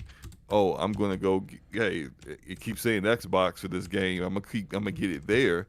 But I think this mass exodus or this huge increase to Game Pass with the way it's formatted right now with Call of Duty, it'll get a jump, but it ain't going to be nothing dramatic, I don't think. Yeah, you know what's interesting? Yeah, I mean, and I don't think it's gonna be like a dramatic, bump in numbers. I think for the reason you guys just mentioned. I mean, and this has kind of been the dialogue I've been having with people back and forth. It's like, like they're like, oh well, I mean, people want cheaper things. I'm like, okay, but somebody who subscribing to $120 a year or $180, depending on which version of that Game Pass you get, may not be cheaper for somebody if they're only buying 1 or 2 games a year. And that's all they're playing. And that was kind of Strauss Zelnick's point about not putting their games, day and date in a subscription model. He said, look, we know that people on average buy about 3 or 4 games a year, and they probably put about 45, 50 hours in those games. So there's people out there, and I went down the rabbit hole with this one person. I said, look, if it was an absolute value, if Game Pass was an absolute value to people, the subscription numbers versus the install base of the Xbox One and it being on PC, would it be at 25 million? It'd be much higher if it was an absolute value, but it's not, because people value 29 things. if you believe Sony in their documentation. Yeah, exactly. They believe it's at 29 million. So. They believe it's at 29. Yeah, they said so in their one of their documents to, I think, either to the EU or the CMA. One of them, and to one of those commissions, they said Game Pass was at 29 million. And when Xbox responded to what they said, they never disputed that. They just disputed other things. So maybe it is. Who knows? Yeah, I think one of the things that a few people who are voicing different opinions in the chat, Vex says the goal for Microsoft is to turn those people that only play COD or 2K to be invested in playing all the other games. Eagles fan says instead of the status quo, we will get more IPs to play. Sony will step their game up like they did the PS4. This deal will affect the next gen Xbox. So a disagreement and an agreement. So I think it was interesting. I was talking to an employee today about like her recent personality test for like a leadership program, putting her through. And one of the things she said that, the instructor told them, because, she took the test, she saw her scores, and she said, hey, can you change this? Right? Could your personality move into a different quadrant? And the person basically told her no. I said, well, let's talk about that a little more. But like, I think some of the fundamental argument that's going on here is I think there's a failure to recognize the different stratifications of distinct customers, right? And I've personally gone through these phases right over the last few years. During the year that I was a hardcore Call of Duty player, Vex says, convert them over, right? There was no converting me during that time. When I was hardcore into Call of Duty, I was not playing all the other stuff. Because to be hardcore into Call of Duty, you are hyper-focused on progression.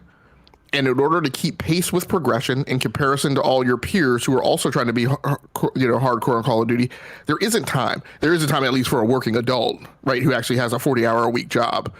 I don't think so. The type of customers, that BRAP is talking about, and I'm sure the type of customers that Forte is definitely familiar with, right, based on the demographics of people who come through his store. You're not going to convert those people, not in a short time frame. Those people are going to convert through the decade-long evolution of a gamer as they age and get older, right? But they're not going to convert over because that hardcore Call of Duty player gets Xbox All Access with Game Pass bundled, and then all of a sudden becomes interested in the other smorgasbord of games in the all-you-can-eat menu, right? They're going to continue eating COD and 2K. An Eagles fan, I mean, you're talking about Sony stepping up their game if this acquisition. There's a part of me that agrees with you. Part of what I've said before is that, look, the last time Sony got embattled, right, in the Xbox 360, PlayStation 3 era, right, what we got out of it was all of the great IPs that we have today, right? Uncharted, everything that's kind of been a derivative, right, that came out of that PlayStation 3 timeframe. So I don't necessarily doubt you, but I think a lot of this talk about like there's going to be this mass exodus and yada yada yada. Again, you're talking about a mass exodus of a customer demographic that doesn't exist. So if people don't fit within that customer profile, then there's not going to be any customers to do this mass exodus. I think that people are talking about. Yeah, no, and I think I don't disagree that competition will push companies to compete more. I don't disagree with that idea. I will say this, and I think B Money. I think you tend to hear some things about what Sony's doing, and it seems from what you've talked about on the show previously, B Money, that Sony is kind of looking to fill voids where they specific genres where they haven't had a presence. And we know about what does it be, like 12 live service games are in development? Is that correct? That is correct. Yeah. And so I mean that's not what Sony did last generation. They have they are clearly looking to fill voids in, like I said, genres where they just haven't had a presence. And you look at the acquisition of Bethesda. I mean, some of that, not Bethesda. I'm sorry, Bungie. Again, some of that was not because of I'm sure some of it was because of they have ownership of they get revenue off of what's it called, Forte's favorite game, Destiny. But some of that is. But some of that's getting that know-how, that talent of Bungie, and being able to help those other studios develop the kind of games that B Money's talked about the show that they're working on. Oh boy, that talent! We're about to see about that talent in the near future. Yeah, all right, yeah. Sony out, man. Sony might have put they rabbit in the wrong, they cards in the wrong hat, and pulled out the wrong rabbit on this one. Yeah, but me and Stone will talk about that tomorrow on DPS. So. Oh boy, but yeah, I don't think there's. Wait. Yeah, I don't. I love holding Bungie accountable. Oh, did you watch the thing I sent you, Slow-Mo? Slow-Mo has a lot of hate for Destiny 2. I don't know why, but man, after I sent Slow-Mo that article, I know he was sitting there. It's like, oh my god. Yeah. And I've seen a lot of people that just in the live chat just because I think Eagles fan brought this up. Like I see a lot of people saying, well, the only way this, I see people like. And I'm not saying you're championing this deal, Eagles fan, but I'm seeing people pom-pom this deal and saying, well, you know what, that still has to go through because Microsoft has to save Activision and the toxic work culture. I'm like, that's not a guarantee.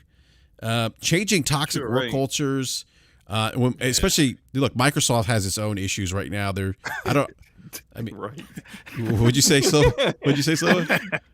Right. I mean, it's just like imagine, you know, I was about to say a really bad analogy. I'm not going to say it now. I'm What just is it? saying, just that like I wanna know you what it can't is. expect Yeah, I people want to know what it is who now have too. not been able to fix those issues themselves to fix other issues at some place where it's even worse. Like, come on. I want you to answer. I want you to tell us what you were going to say. No. Yeah, I want to know. Like, what was a bad example? Was it like dirty, like something sexual?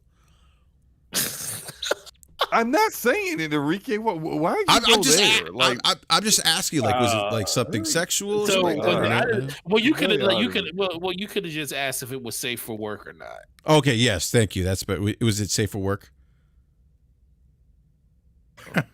Oh, it definitely wasn't safe. It definitely for wasn't safe. work. No, Slow-mo, thank you for not making that example then. Yeah, we want to make sure we're kind of safe for work, I think. Oh man, just looking out for you, bro. Plus, he tried to keep his job past today. Who, Slow-mo?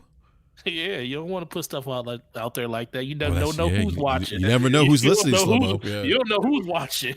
ain't got nothing to do with me. The analogy I was gonna make is nothing that I've done, so it ain't nothing to worry about when it Well, comes to people me. have been dragged through the coals for things that they said about other people. It had nothing to do with them before. Yeah, I just caution people to, because I see that to me it's become like a talking point. I would caution people to look. It's not a That's guarantee. because they bored. It's not a guarantee. It's because they see 5 lights. Oh, wow.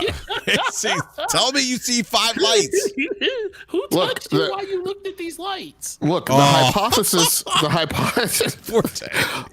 hypothesis is that there are some people who are pushing for this deal because they have been tortured. Their egos have been so tightly tied to a piece of plastic that they've allowed themselves to be tortured for a couple of years. That torture has gotten to them. It's broken them. And despite the fact that there's only 4 lights in the torture room, they insist that they see 5. Oh my I think that was Slow-mo's analogy he was going to use, by the way. But I don't think that was it. I think Slow-mo was talking about something about the champagne room, or maybe something up in the VIP past the velvet rope. You talking about the Cosby the Cosby room? About dicks. I'm kidding. I'm not. Oh no! What happened? I didn't hear that. No. I heard it. I mean, let's move on. Yeah, you we're was gonna about- move on. We're gonna You move was about to say it anyway. Let's You know hey, what? Hold yeah, on, let- B-Money, let's leave Slow-mo and let's leave Slow-mo alone. Let's leave Slow-mo alone. B-Money, how have you been, B-Money? I've been great, man. Chilling, working, getting ready for the holiday season. Shout out to the holidays, man. So, Yeah. so I just want to say one last thing while we're Is the last this a couple- response to the union thing that just came up? Yeah. So a couple comments. Phil not being strong-fisted enough to change the AB workplace. I think more so pertinent is the fact that Microsoft has deliberately stated themselves that that's not their management and leadership approach. That they're letting these studios be creator-led and run their own show. I think the only Microsoft role in changing the Activision Blizzard workplace would be to put different leadership in place. My personal vote is, I can't remember her name, but is the Sarah woman Bond? who's in no. The woman who's in charge of the Call of Duty franchise now. Oh, I know who you're talking about. I don't remember her name, but I know who you're talking about. Yeah. Fair, I wonder. It's fair. It's something close to Ferris, not Joseph Ferris, obviously, but that would be my vote. Maybe they should Anyway, hire Joseph Ferris. But the other thing is this notion that having a union helps fight back against toxic. Just a reminder, right? The only people who have unionized right now have been QA testers at 2 sites, Raven in Wisconsin and a group in Albany. That is to the tune of about 42 people. The testers who have unionized within Microsoft are about 300 people at a Bethesda location. It is not this avalanche of like thousands of employees that want to unionize. And just so people understand, the professional salaried engineering and developer workforce, right? high-end engineers who are making six-figure dollar salaries, right, which include your actual hands-on keyboard people, the people who are actually developers, not the Twitter social media thing where they're trying to people doing the coding and stuff. Right, not the Twitter social media thing where they're trying to say everybody's a developer. Joanna Ferris. Yes, that's her name. Yes, exactly. Thank you, Falky. That's exactly what I was talking about. Now, I think her being partnered with Sarah Bond in some type of organizational alignment would be good. But those people who are at the high end of the engineering workforce, and the people who are actually, I don't want to not the people who are more highly valued and are command a higher salary and are more difficult to go after, and typically tend to be in people who have a progression path, right? Who have a promotion path to become a creative director or a producer, right? Those people aren't incentivized to unionize, right? Because unionization for them means limiting their future earning potential. So that is why when these votes have gone down at the plants, Activision has said, we don't want just the QA testers who make like 47 grand, right? Below 50 grand. We don't just want the QA testers to be able to vote. We want the entire workforce at the location to be able to vote, because they know that those high-end employees, which outnumber the testers, right, will vote not to unionize, right? And I forget whether it's the ACLU or some other group are the ones who have stepped in from a legal perspective and said no, the low-end, low-pay employees should be able to vote as a consolidated, smaller unit. Yeah. And those QA testers have voted, and that's how they've been able to unionize. So I wouldn't necessarily jump off the bridge following a lot of Xbox branded podcasts, which are trying to tell you that like Microsoft is going to swoop in and be the savior for thousands of Activision employees, because thousands of Activision employees absolutely do not want to unionize. Yeah, because and if they did, they would have already voted the way the QA testers have. Right. And Joey Gutierrez, Sarah Bond is sexy. I totally agree. Oh, okay. Yeah, she's okay. I agree, 100%. Oh, you think Sarah Bond's Forte? Would you sing to Sarah Bond if you could? What would you sing to her? Absolutely. I don't know. I'll find a way. No, what would you sing, man? Seriously, Forte. What would you sing? Off the top of your head, man. Off the top of my head? Oh, shoot. The End of the Road. Boys to Men. Can't go wrong there. What? Okay. I wouldn't sing anything. I would just put my Speedo on and go out and jump on the trampoline. Oh, my God. And say, look, I'm going to jump on this trampoline till you tell me to stop, and then just let me know when you need me to wash and rub your feet. Yeah. Someone said Zoe gives you sexual healing. Okay. Sexual. Well, Solomon, what would you say? Nah, damn thing. Don't be political. Don't be political. You gonna lean out the. You gonna lean on the wall with half your shirt off or something. What? That's what you gonna do? Slomo would turn on All Eyes on Me. No. Yeah, and Eagle Fed, I'm not sure what you're saying, and that's okay because it's their choice under a no fear environment. Of course, I'm not sure. I'm not sure what that means. Just a reminder, as far as the last time I checked, every state in the United States is an at-will work state, with the exception of the state of Montana. So I don't think that had Activision wanted everyone at that site to vote for a union, they could have. I think, again, it was the ACLU or whoever stepping in to ensure that didn't occur. So. Yeah, because they knew that the QA testers wouldn't got the union. But anyhow, yeah. So, man, people really. Ryan Landis said I give her 6 months of free Game Pass. Oh, okay. Oh man. Okay. You gotta give her something she don't already got, though. Yeah, we should. That's Game Pass for free. This is all just the saying. The person I can say I got that game for free. You know how like the yeah, Game Pass yeah, I got it, like yeah. we got this game for free. No, you spent money on a subscription. It's not free, stupid. But she'd be the only one to be like, yeah. Why they gotta be stupid, Slobo? Because they know better. Come on, man. Like you didn't you put your credit card on that account? Aren't they taking out $10 to $15 a month? Come on, man. Oh my goodness. Yeah, no, and all this is to say that first of all, I absolutely respect Sarah Bond and what she's been doing at Microsoft and Xbox. All I was doing was agreeing with the comment Sarah Bond is sexy. I did not intend for it to go as far as we took it. Listen, you walked through the door and everybody decided to say that the store was open. Hey, she's in the same group though with Oprah and the Venus sisters. You know, okay. got to do what you got to do. All right. He said you got to do what you got to do. He said you got to do what you got to do. Wow. All eyes on me. Yeah, it's some all eyes on me. It's about respect. That's why I put her in that group. It's about respect. All right. All right. Phil Spencer. Go ahead. Forte. You were say I was something. gonna say she definitely deserves respect. Okay. Did you see her sitting next to my Uncle? goodness. Did you see her sitting next to Uncle Phil at the Game Awards? Uncle Phil looked tired, man. He looked tired like he did. hadn't slept in days. Yeah. Calling that man Uncle Phil. Well, that's what everyone calls him. There is one Uncle Phil, Yeah. and he is no longer with us. He is no Phil longer Spencer with is us. not Uncle Phil. I'm sorry. I don't He mean ain't to even the same. He ain't even the same complexion. I'm sorry. I don't mean to disrespect the real Uncle Phil. I'm sorry.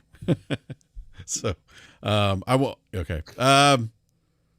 Someone said Sarah Bond looked uncomfortable sitting next to Phil. I didn't see that. No. No, Yeah. she looked happy. Phil's the one that looked uncomfortable. Comfortable. Because every time they announced the Sony game won an award, They would clap kept over handing him to him. like Phil, where you game, Phil? Hey, what do you guys think about that, by the way, real quick? Like, what do you guys think about the Xbox not showing anything at the Game Awards? I was honestly, like, I tweeted about this, like, I'm like, oh, here we go. Aaron Greenberg's going to come out and wait. We got stuff coming. It's just like it's the old song and dance for me now at this point.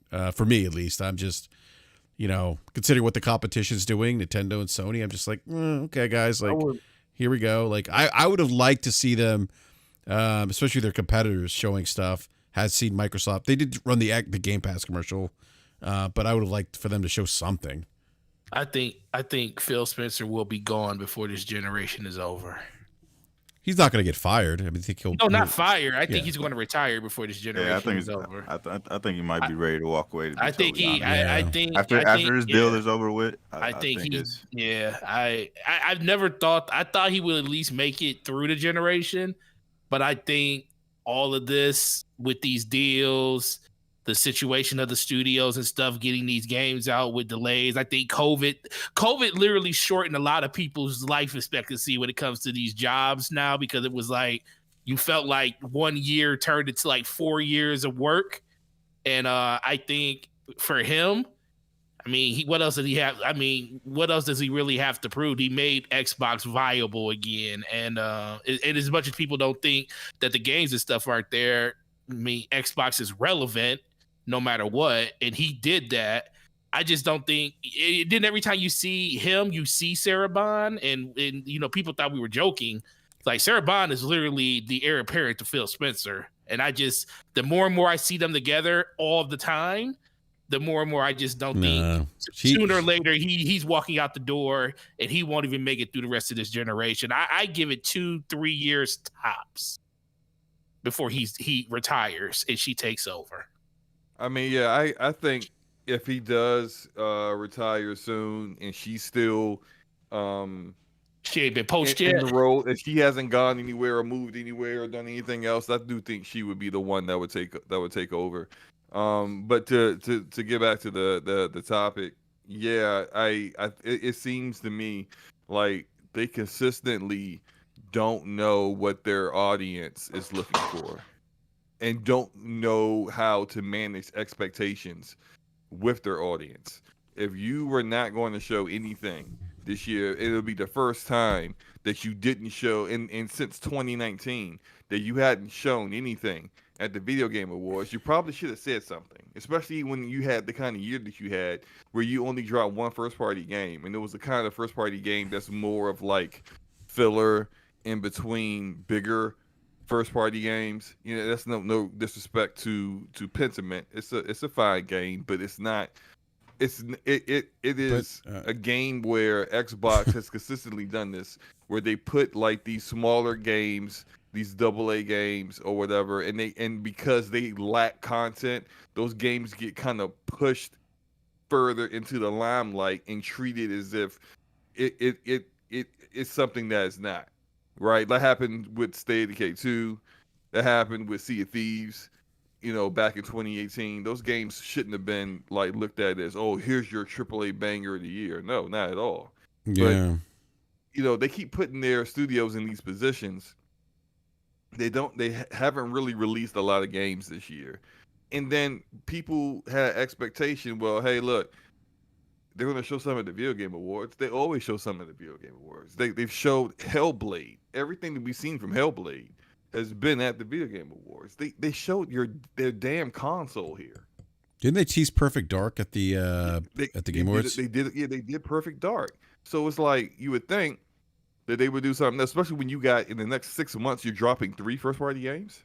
I don't get that either. It's like, you know, you have these first party games coming up, and not only that, like, you know, and not that Sony showed all like first party exclusives, like they showed partnerships that they have, or you know, time exclusive content that they have for the PlayStation 5, and it's like, okay, Microsoft, even if you don't have first party games, like why haven't you gone out? I guess my question would be, why haven't you gone out and try to you know, get some, you know, time exclusive content, you know, to kind of fill that gap?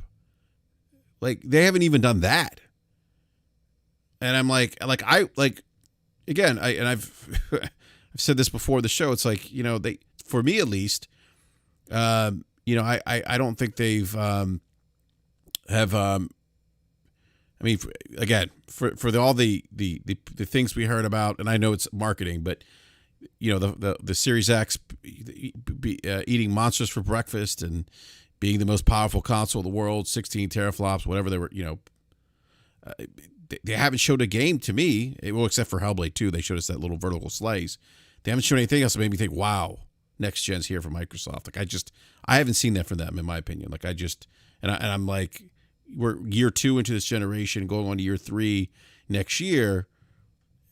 You know, and your competitors are putting out content that's a little more consistent. Like, I don't understand what's going on over there. And look, and you have Nintendo showed real quick, Slobo, go ahead. you have Xbox centric, diehard Xbox centric websites, you know, expressing the same sentiment I am. Ryan McCaffrey put out wrote an article about the Game Awards. He was disappointed. You know, and so, yeah. Go ahead, Slomo. I was gonna say that Nintendo showed Zelda again. They showed Fire Emblem Engage. Nintendo showed up. Sony usually doesn't really do anything at the Video Game Awards, but there they showed the expansion to they announced the expansion to for Horizon Forbidden West, which is PS5 only. Yeah, PS5 only. Yep. They were partner games that were there. They think they had they had a VR game that's exclusive to PS VR 2 that was there. They showed content, and it's like everyone showed content but you. You're the only one out, and it's just it's odd to me. And there are people saying, oh well, it's because of the Activision deal. I'm like, how does that make any sense? The people involved, the regulators involved with that, know just as much as we do about the games that are coming out at this point. Yeah, you've announced games already. So you're not going to show games that you already announced because of the deal? Like, that doesn't make any sense. People aren't even asking them to show anything new. Like, you don't have to go show Compulsion's new game. People expected them to show gameplay for Hellblade 2, a game you've announced years ago. Like, that's what people expected. At least one. You have 3 games coming out. But Matt said Playground Studios needs more time before they show Fable. Fable? Say again, Hamp. I couldn't hear you. Yeah, Matt Booty said Playground Studios needs more time before they show Fable. That he wants to show it, but but he's not the boss. Him no. Right. Yeah. They said he don't run the studios or nothing. Huh? Yeah, right, B? I'm the captain now. Is what Playground said. I mean, Right, we ain't gonna act like it's been 4. We ain't gonna act like it's not been 4 years already. So right. So all of these studios. So just to loop back on the Sarah Bond conversation, I just want to step out a little bit on a limb. I actually don't know if Sarah Bond doesn't report up through Dave McCarthy, through Xbox operations. She is not, I don't think, but I think at a minimum, I don't think she's next in line. I don't think she's tier 1 right below Phil. I think she's 2 levels down. I actually think the heir to Phil is actually going to be Kareem Chaudhry, who is the corporate vice president for Gaming Cloud. And since Satya was plucked out of the cloud ranks to head Microsoft, and that has apparently been where he's told Phil he needs to go, I think that's the next guy who's going to run Xbox.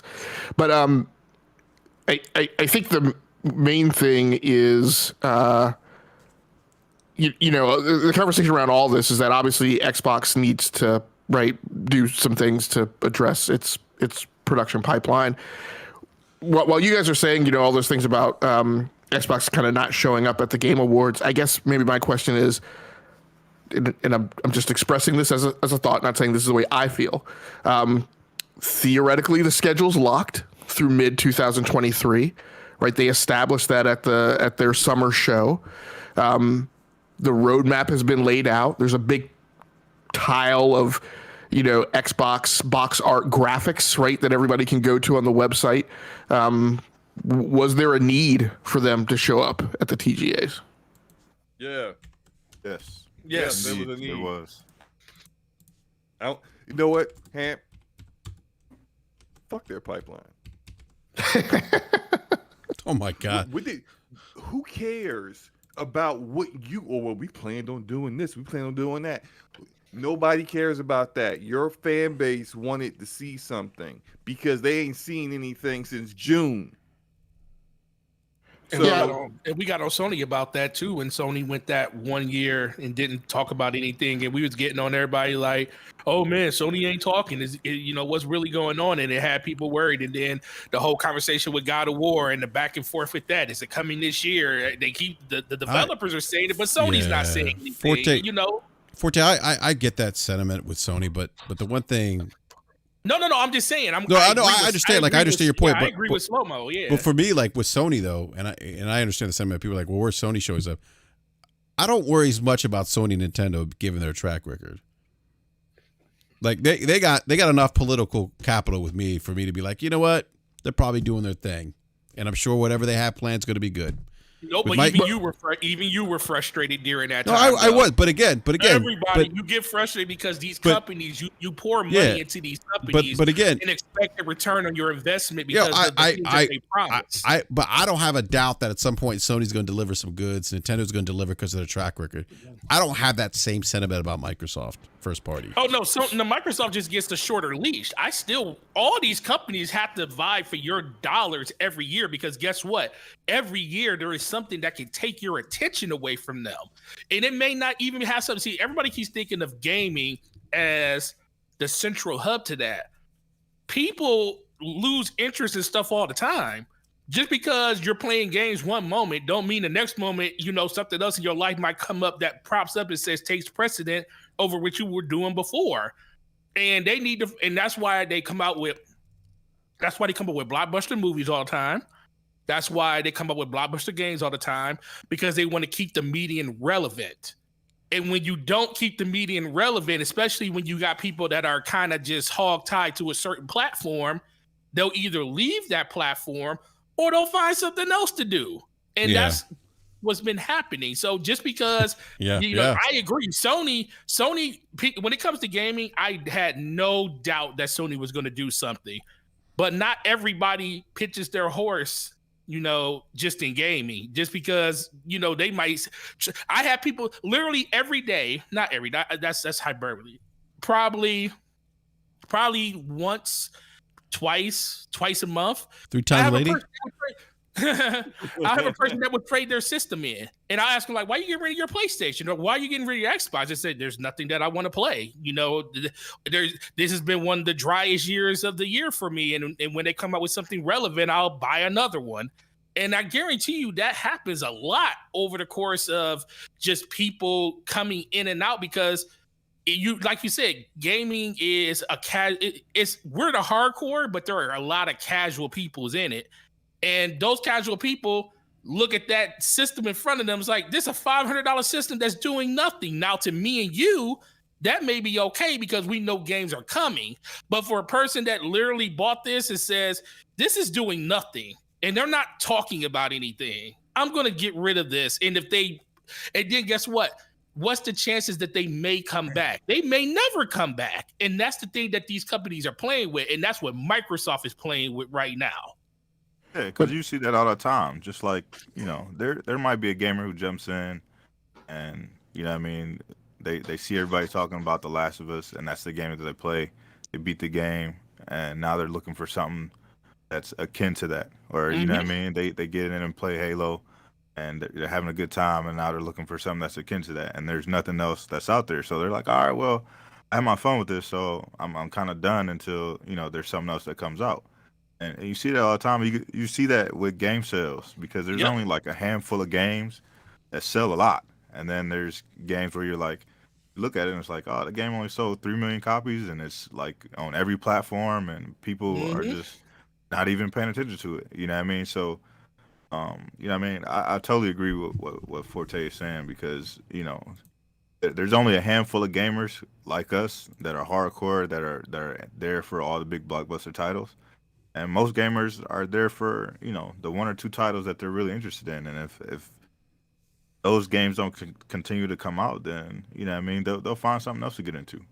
Mm-hmm. But I mean, the question I'm asking, though, is, just despite all those problems, right? Microsoft's at 29 million subscribers with Game Pass, which is an increase over the previous numbers that we've heard. The Xbox faithful have been holding on. They're hyped for Starfield and Redfall next year.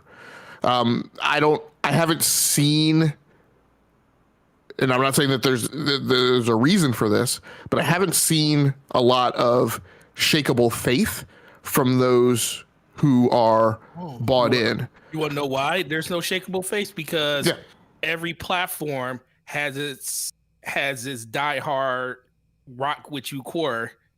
And that 29, maybe 24 million, maybe only 20 million of it is their hardcore. But on top of that, don't go nowhere. But on top of that, I just want to mention we're only what 4 to, I can't remember the numbers. We're only 4 to 8 million behind on console unit sales, which is an improvement over last generation. And this weekend, most importantly, I went to my local Walmart. And there was a PlayStation 5 in the case, and there were no Xbox Series X's on the shelf. And so, therefore, Xbox Series X must be outselling PlayStation 5. I see what you do there, Hap. You know what? Do you take pictures? You know that's if somebody sees that, they probably will take that assumption. But I will tell you. Remember the pallets? Remember the pallets on Black Friday? The pictures? I will tell you, a person that gets way more than Walmart gets at a store level, those PlayStations were 2 times to 3 times more than those Xboxes were when they was in there at the store level. And I haven't had a PlayStation in over a couple of weeks now. Now, I haven't had Xboxes in a couple of weeks either. So they're selling, but PlayStation definitely flies out the door a little bit faster than Xbox at this point. Well, I mean, we see that, I think, reflected in the MPD numbers. You look at November MPD. Again, when PlayStation was number 1 in units sold and dollars and dollars sold, or dollars, whatever it is, for consoles. What? Well, this was one of those first years where that Nintendo bundle, the Mario Kart bundle, I actually had those. And they didn't sell a lot? Almost. No, they sold. We sold out of them, but normally, because I had like 50 to 60 of those things, and normally they're gone in the first weekend of Black Friday. Okay, yeah, they're flat off the shelves. Yeah, this time I literally had some going into Monday this week. I sold the last few of them. So even on Nintendo's front, it's like, First of all, it's not, first of all, it's a game that 90% of everybody that probably already has a Switch has. Second of all, you're not giving a discount on it. Third of all, it's not the new system. It's not the OLED. You're giving people the V2 version of the Switch so you can clear inventory. So I think even in their regards, people are getting to the point where like, man, I need Nintendo to come out with something else. Yeah. Yeah, no, I hear you, Forte. But that's interesting, man, because those bundles typically, I mean, I remember like previous Black Fridays, you're right. They would fly off the shelves Yeah, fast. going in the first week. I had them for a whole entire week, and I was like, dang, I still got some of these. And, you know, they're gone. Yeah. Real quick, I want to read something that popped up on my feed today. Oh, shit. Hold on. I got to find it real quick. What the hell did it go? Here we go. Phil Spencer. So Phil Spencer had some Phil Spencer called out Sony. He was on a podcast. What's the name of the podcast here? Was it an Xbox podcast? No, it's a podcast called Second Request. I've never heard of it, but this was reported by Eurogamer, and some other outlets have picked this up. Reported it's the Eurogamer article, but this was I wasn't aware of this. This happened a couple days ago, I think 2 days ago. But what Phil Spencer is saying is that Phil Spencer believes that PlayStation is trying to retain its dominance of the console market by making Xbox smaller. And he went on to say, he says, and quote, Sony's trying to protect its dominance on the console. The way they grow is by making Xbox smaller.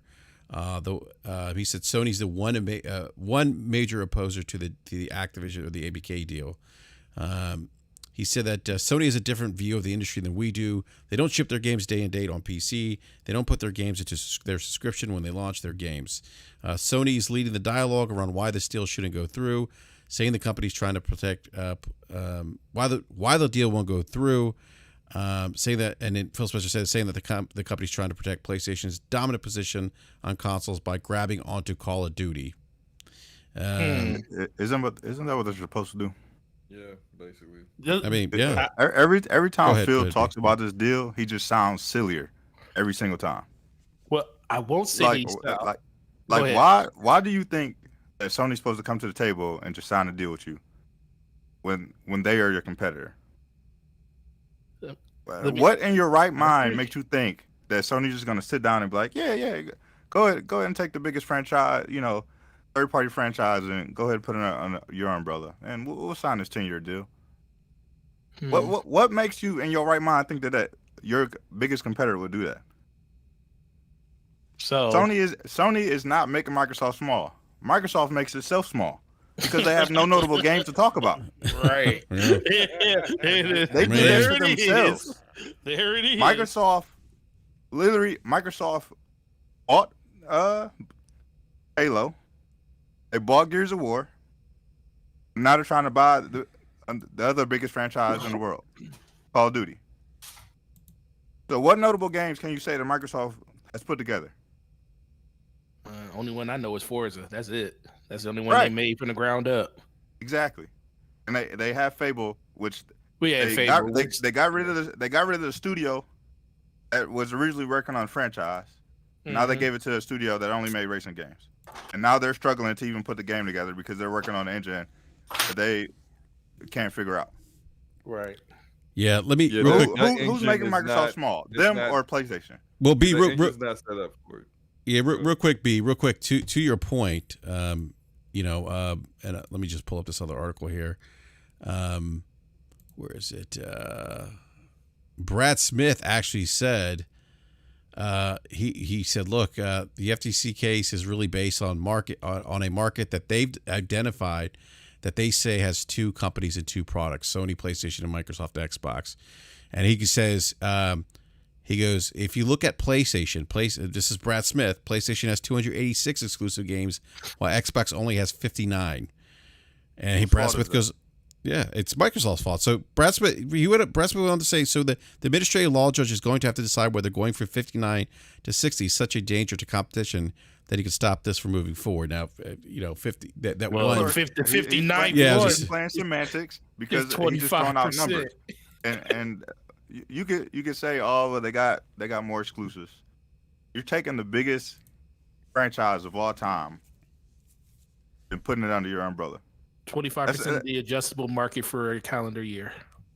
They have 150 plus active users per month. 150 million plus. That's fucking crazy. That's wild, man. A month. That's, And you're just gonna take Sony was just gonna be like, oh yeah, put it under your umbrella. You know what I mean? Yeah, we're gonna sign off the deal. We'll sign for 10 years. You'll let us get the game for 10 years or whatever. Like, no. What? Anybody who has any business sense knows that Sony would never do that. You wouldn't do that on your own. Yeah. Of course, Sony is fighting to keep the game as a third-party game, the same way it is right now. They ain't trying to buy the company. They just on their end they want to keep the game as a third-party game. It's great for everyone. If you can't attract people to your platform and get more people to play on your platform, that's your fault, not ours. Are you gonna take 150 million users and you're gonna slide it under your umbrella just because you got the money to do so? And I'm supposed to just be okay with that? No.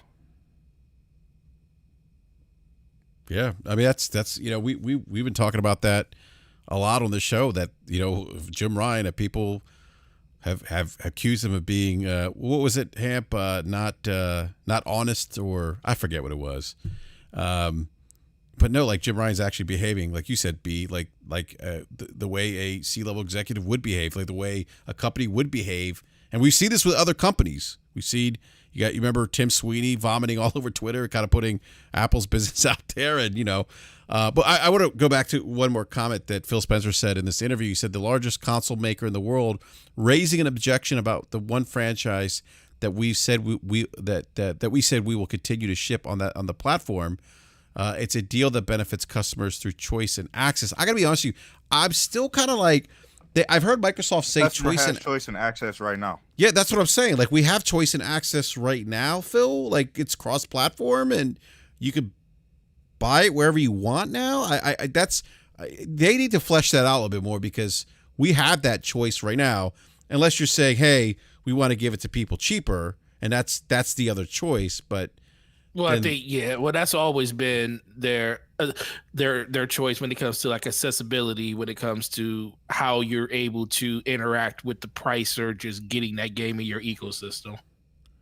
That is a bad word that they use, because they need to explain it more if they're going to use that word. Yeah, and it's a word. Things that like basically it's common sense and just business, period. Oh, they're trying to grow their business by making us smaller. Yeah, that's what's called taking market share from your taking market share. Like, what the hell? Like that's how all businesses in every industry and market work. If Microsoft, when they came into the video game industry, they wanted to take market share from Nintendo, from Sega, and from Sony. That was their goal when they jumped into this. So what's the difference? They want to get bigger by making you smaller. Yeah, because you got market share, and they can take that from you. Then yeah, that makes them better. That lines their pockets a little bit more. That helps Jim Ryan get his nice little fat bonus at the end of the year. Of course he's going to do that. Like, what are you talking about? Because like maybe I've said this before, that Phil does too many interviews, and I understand why he's doing them, because he's trying to but this man be just interviewing left and right, and some of the questions he gets is just like, all right, hey, like he just answers them now. He's just answering them. I read an interview last week where the guy asked him about legal stuff with Activision Blizzard, and Phil was like, hey, look, man, I'm a coder. I'm not a lawyer. That's his answer. It's just like, bro, you ain't been a coder in like 2 decades. You are you are always a coder until you die. He has not worked in that capacity. No, he hasn't, but that's his Joe free card. That answer to that question. I'd rather him say that though than say something silly. I think the irony of Phil's comments, for me at least, were that he's like, they want to make us smaller. I'm like, you're Microsoft. You're $1 trillion company. I'm confused here. Like, Shut up and go make some games. Oh shit. Okay, so I have Christ, bro. so let's talk about the relevance. And I've been thinking about this the last couple of days. The Wait, hey, relevance of what real Call of quick, Duty. Forte. Go I, ahead, I, go I ahead, gotta say go ahead. something because something made me laugh in the live chat. Sir Nick Go ahead, go ahead. Sony is like, you can have our mascot Crash in other games like Elder Scrolls, but COD, hell no. I thought the Crash thing was kind of funny because that was Sony's mascot for a little bit. It was. Yeah. So the relevance of Call of Duty, because my thoughts is if you go back and think about what happened with Microsoft, like how did Halo fall as hard as it fell?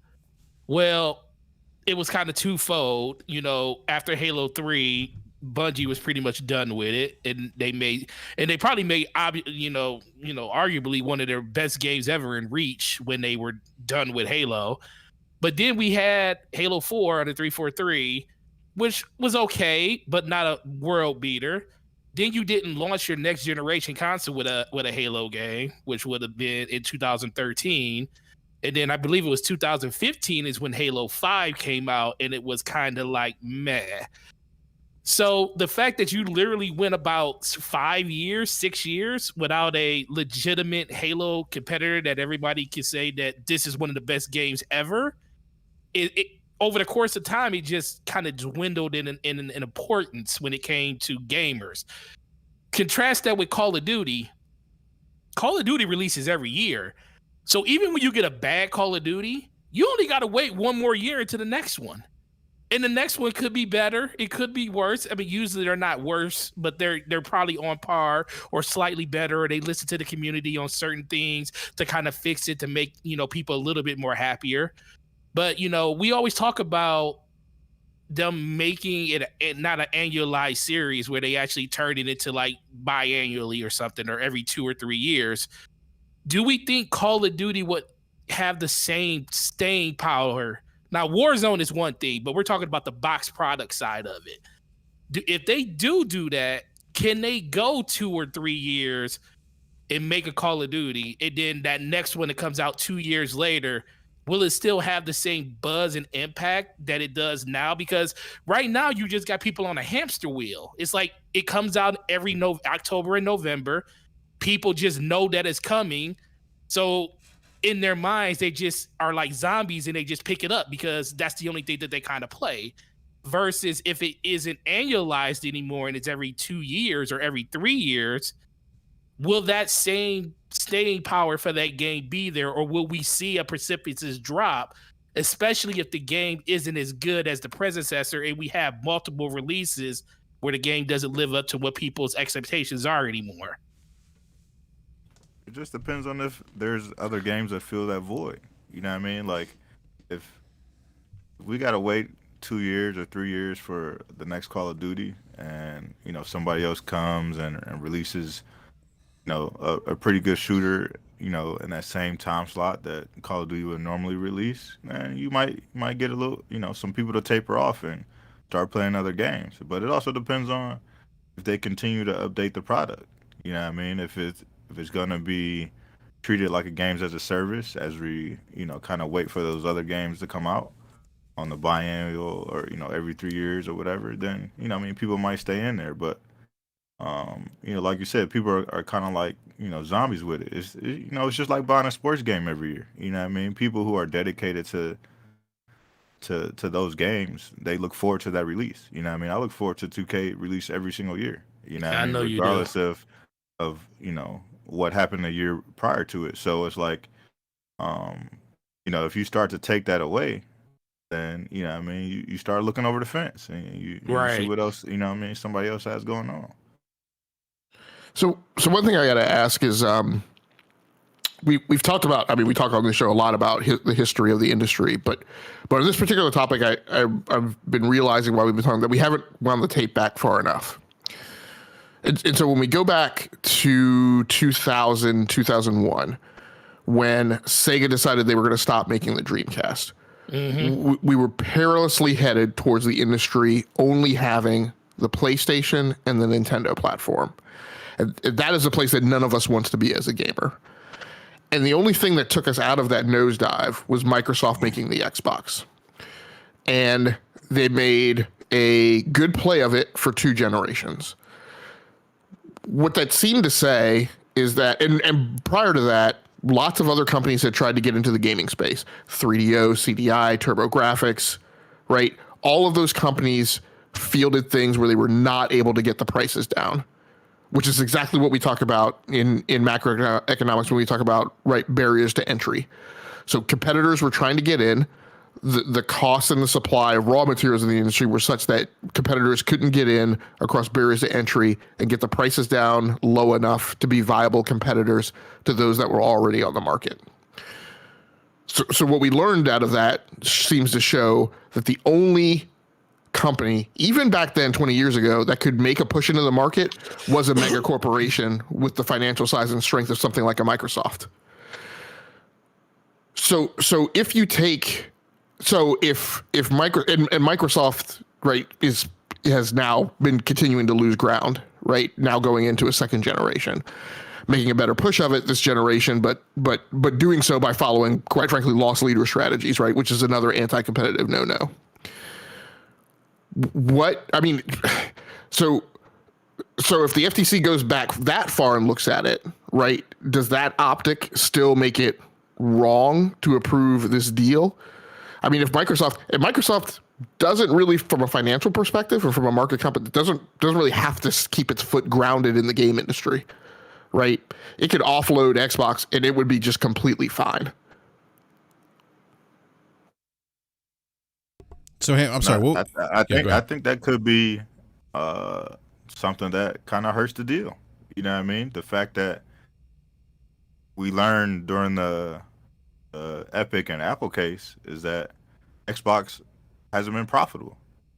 So, you know what I mean? If you you know what I mean, roll it back to the 20-year, you know what I mean, history of Xbox and them not being profitable, and now you take on the biggest deal ever in the gaming industry and biggest deal period, and you say that you're gonna continue to put this game in a service, you know what I mean, where people can pay $10 or $15 a month to access the largest game in the world, that actually could be a detriment to the deal because, like you said, that is part of being anti-competitive because no other company can do that.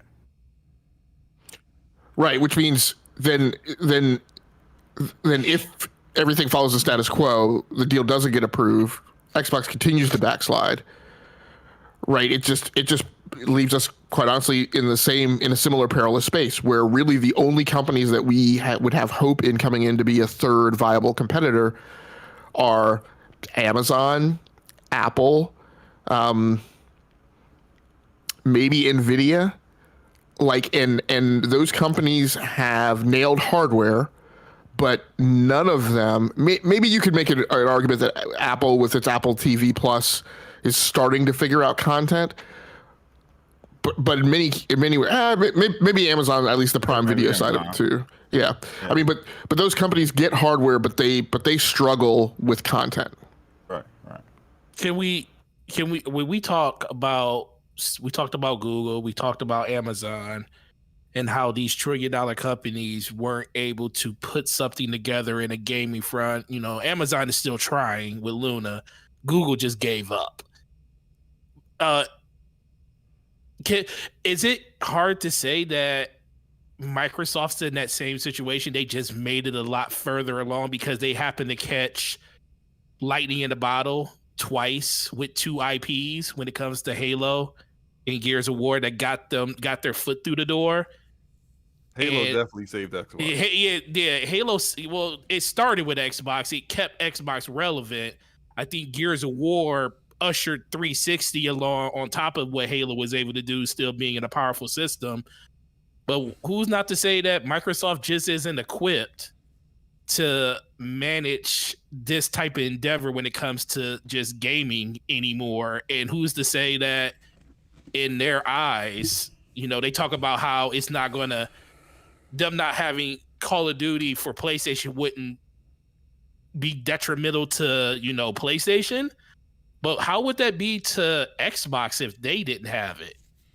Like, if they didn't have access to Call of Duty, and that revenue that game does bring to their platform, and we're just talking about the gaming, because Microsoft can be funded. I mean, Xbox can be funded through Microsoft indefinitely if it wants to be. But if we were just living just off of Xbox itself,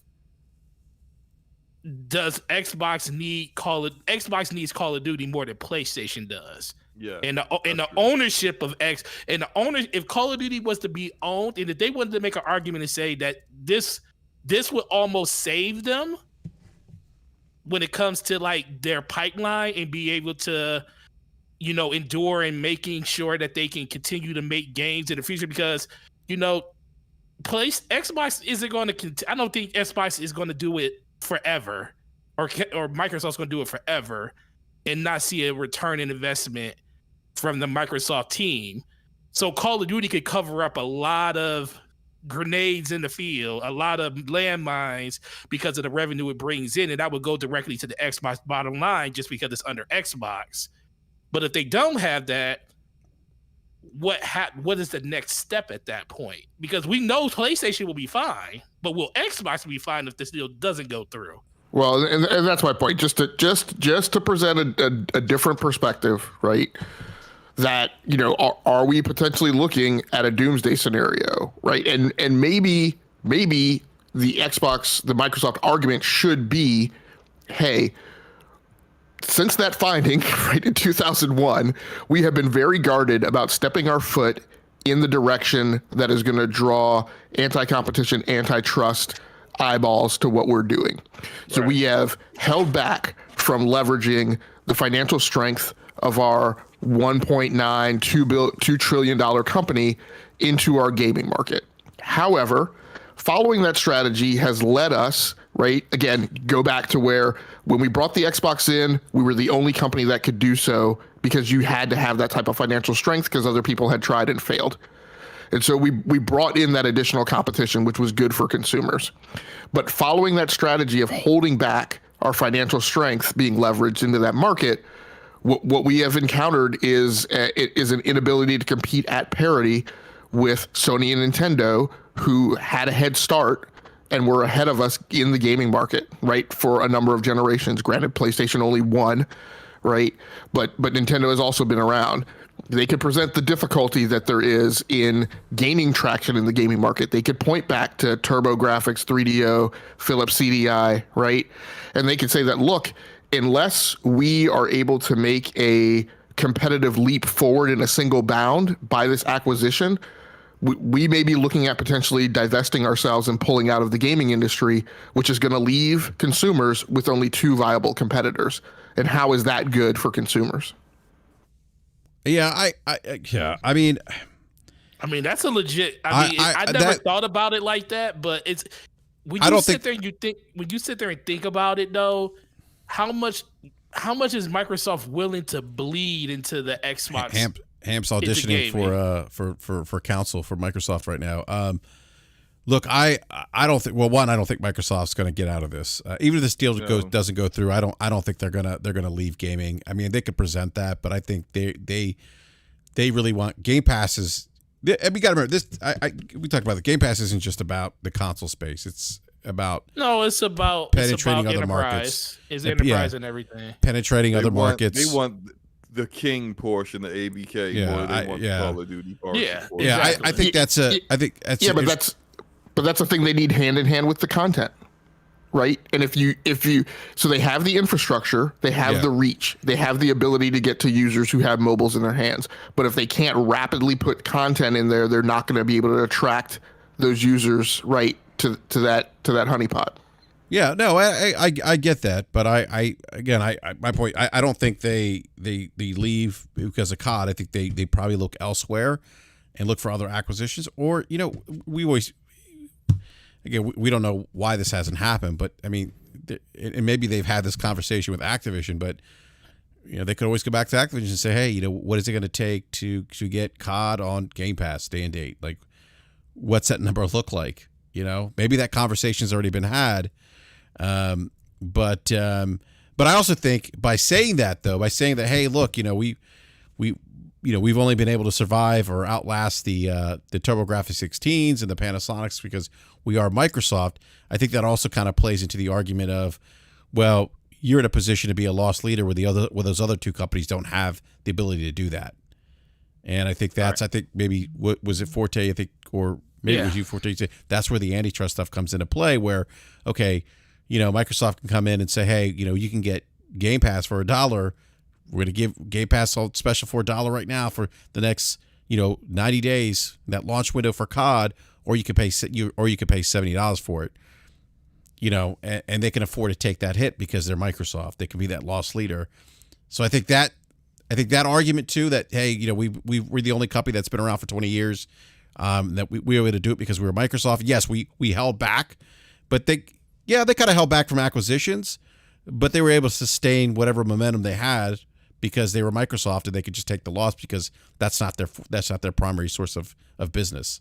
And I think, again, that would kind of go back to some of the concerns I think that some of the regulators are expressing about them being able to be being able to take that financial hit that other companies can't. I think it's just hard to see it now because Microsoft came to the table and they did something that, everybody was shocked when they started, making these moves, first with not really purchasing, individual studios, but when the Bethesda deal came through, people were shocked because they didn't expect Microsoft to make an investment like that. And then the ABK deal is even bigger. Well, it's the biggest ever. So I think everybody looks at that now like, well, shoot, Microsoft's in 100%. But before all that, back in 2015, 2016, and 17, before this deal, this was a conversation all the time about how long is Microsoft going to allow Xbox to just bleed into the financials for what and as much as we look at that, when they look at their P&L and they see that big giant red X next to that number that shows down for consecutive quarters or consecutive years in a row, it isn't far to say that, it's not hard for them to say we need to be done with this. And I mean, there's a reason that, if everything is true about Phil going into Sadia's office saying, why are we here? If that's true, then, there was a thought at some point that, depending on how that conversation went, we may not be seeing Xbox in the way it is right now. They probably would have just sold it off to something else or spent it off and did some other stuff, said, here's some cash and, on your merry way. We don't know what could have happened from that. That was Satya saying to Phil, I don't understand why we're even in gaming. Exactly. And then Phil explained to him, well, look, this is what we need to do to be competitive. But if we ain't willing to do this, then why are we here? Then why are we here? But like in regards to if this fails, what do they do? I don't think they leave the gaming industry if this fails, but I do think they change their strategy of how they are attempting to acquire content for their platform and services. Because if this fails, and let's say this fails 2 years from now, they drop out of trying to acquire Activision Blizzard King due to the FTC and litigation. Well, if they try to go buy EA, what's going to happen? That's not going to work. Right. That's my point, right there. Yeah. If this doesn't go through, they can't go after Ubisoft. They can't go after EA. They damn sure can't go after Take-Two, 2K, whatever, because Take-Two, 2K has already said they're not interested in selling. So, Right. So one of my points is that I've been saying is clearly you don't know who the $1 Million Man is because everyone's got a price. Well, yeah, supposedly. I think one of the things I'm raising is while we say it's unlikely for them to get out of gaming, right? Slow-mo brings up the point. If there's pushback on this, then there's going to be pushback on everything else that's anywhere near the same number, and that gaming portfolio represents about 4% of their total revenue. And so again, we go back to why continue to do it when the money could be vectored in a different direction that's more profitable. Well, I think that's the argument that Falky's been making. When he's popped in here in the chat, and I heard him making that argument on the podcast you were on with him this past weekend. He's like, look, they could just invest that money and put it somewhere where they could be more profitable for them as a company. I don't think that's. You mean outside of gaming or in gaming? Outside of gaming. Yeah. Okay, why? I don't understand why that's even a thought though, because they haven't done everything within gaming. Like, why is it just acquisition or bust? Yeah, that's If it turns out that this fails and they look at it and they're like, well, if we try to acquire any of these other big publishers, it's going to be the same exact scenario, or maybe we might actually succeed, but it's going to take like 2 or 3 years to get it done. Instead of doing that, why don't you just spend all this money in other ways? Well, it's gonna Like, take. So let me. Yeah. can I finish my damn thought? Thank you. When I No, say you can't. in other ways, Speak slow mo. I'm talking about the same ways that Sony is spending money, but unlike Sony Oh, I doesn't see what have to you're saying, spend as yeah. much as Microsoft has to spend to get a timed exclusive because they have a bigger platform, but you have more money than them, so you can actually still get that timed exclusive. You gotta spend a little bit more than that, but Would that- that's how you can get content for your platform. You can, Call of Duty, like Activision, it failed. Sorry, but hey, how much to get COD into Game Pass? What's the because the guarantee the price ain't gonna be $70 billion, but we was willing to spend that. They can do other things that wouldn't get into a whole issue with regulators stopping things and stuff like that they could do with their money and still be able to be competitive within this arena. I don't see them, if they were willing to spend $70 billion on this, if it fails, I don't think that changes their desire. I don't think that changes what their commitment is to this arena, because clearly they were willing to spend that money when they didn't even think Activision was a thing. They spent that money on Bethesda before they even had a thought that they could acquire Activision. Yeah, I don't entirely disagree with you. What I'm suggesting is the thought that, and again, Bethesda was a privately owned company, right? So the optics on that are slightly different, although the FTC has been investigating those greater. What I'm saying is the potential that what you're saying, which I've said before too, right? There's, as BRAP said, right? There's nothing stopping Microsoft from backing up, right, a big truckload of cash, right, to the loading dock at Activision and say, let's put COD in Game Pass, so we don't need to own you for that. What I'm saying is, when Sony does that, the $100 billion company, that doesn't raise antitrust, anti-competition optics, right? But when Microsoft does it and does it for something like $10 billion, right, that has the potential to trip that wire. That has the potential to draw the investigations that the Big Five have already been under, right, as the DOJ has been crawling around for the last several years around Google, Amazon, Meta, right, digging and looking for something to bring an antitrust case. So all I'm saying is, you know, there's definitely a reason why Microsoft, up until the last couple of years, has held back from leveraging the full might of their financial strength into the gaming market, right? And I definitely believe that reason was because they got their PP slapped in 2001, right? They rode through that, but I mean, as I've studied other parts of Microsoft, that case definitely caused a historic like shift in culture, right? The whole embrace, extend, extinguish, right, strategy from Microsoft went away, right, after that finding. The fact that Microsoft didn't try and snuff out Google and Facebook was because of that finding. And so they've definitely held back until now. But I think what I'm saying is if they get pushback about Activision, I think they're going to still have those concerns that we can't push but so far. And I start to ask and wonder, right, is the history lesson of the past 20 years that the industry has those barriers to entry. Nobody else is going to be able to do anything else. And even a company as powerful as Microsoft, unable to utilize their full financial strength, can't make a viable play in this market that gets them anywhere past third place. Well, why can't they just use that money to be creative and make games that people care about? Because they don't know how. Plus that takes too long.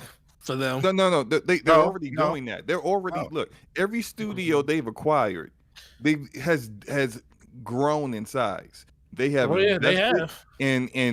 in manpower. They have given them the money. They're giving them blank checks to make games. They don't know how to manage any of that stuff. And they went from the micromanaging, telling studios how to make games, and they didn't know how to make games themselves, to, hey man, peace and love, make whatever you want. And it's like, that ain't the way either, bro. You gotta get some quality assurance out here. They don't know what they're doing. This is the reason why Matt Booty goes to England and goes, oh my God, Fable looks amazing. I'm gonna show this at Well, you gonna do what? Nah, fam, we ain't showing this anyway. and then Matt just goes, all right, well, I'm just gonna go back to Seattle and just tell everyone how I'm great gonna it go sit was. in my office and put my foot up. They don't know what they doing, but they spend money on that. But here we are. There were 24 studios and can't show a single game at the Video Game Awards. They don't know what they're doing with that. So like they still gonna, it's like they're spending money on all that stuff, buckets of money, and they're like, we still got 30,000 buckets of money over here. Let's go acquire some stuff and try to get some games sooner because we can't manage it. They're never going to get better at that. They just I have just come to that conclusion that, I mean, people may like, hey, Slow Mo, you don't know what happened in the future. I know what happened in the past. I know what's happened for the past 2 decades. So I mean, until they show me different, that's what I'm just going to have to rely on that. You know, if your significant other keeps cheating on you, you think they're going to stop cheating in the future? Probably not. Well, if she See, cheats but on that's you, my if question. she So, cheats like, on you, should be gone already. in what way does the abundance of revenue solve the Microsoft problem? No, we always knew money wasn't going to solve the No, problem. it doesn't solve the problem. Go It ahead. won't stop them from trying though. But that's what I'm saying. So even if they get Activision and they get, Blizzard King, they're going to be in the same boat. All they have is more money now.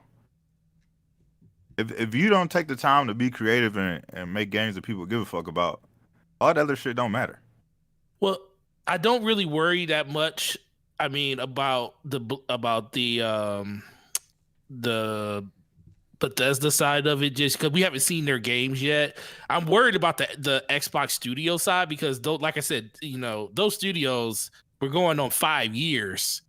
In August, July of next year or June of next year, it will be 5 years since those acquisitions in 2018, and I mean, we already knew some of those games some of those studios were going to have games that were going to be a little bit further out because you got to talk, like, some of those studios release games under other obligations, especially when it comes to like Obsidian and games like that.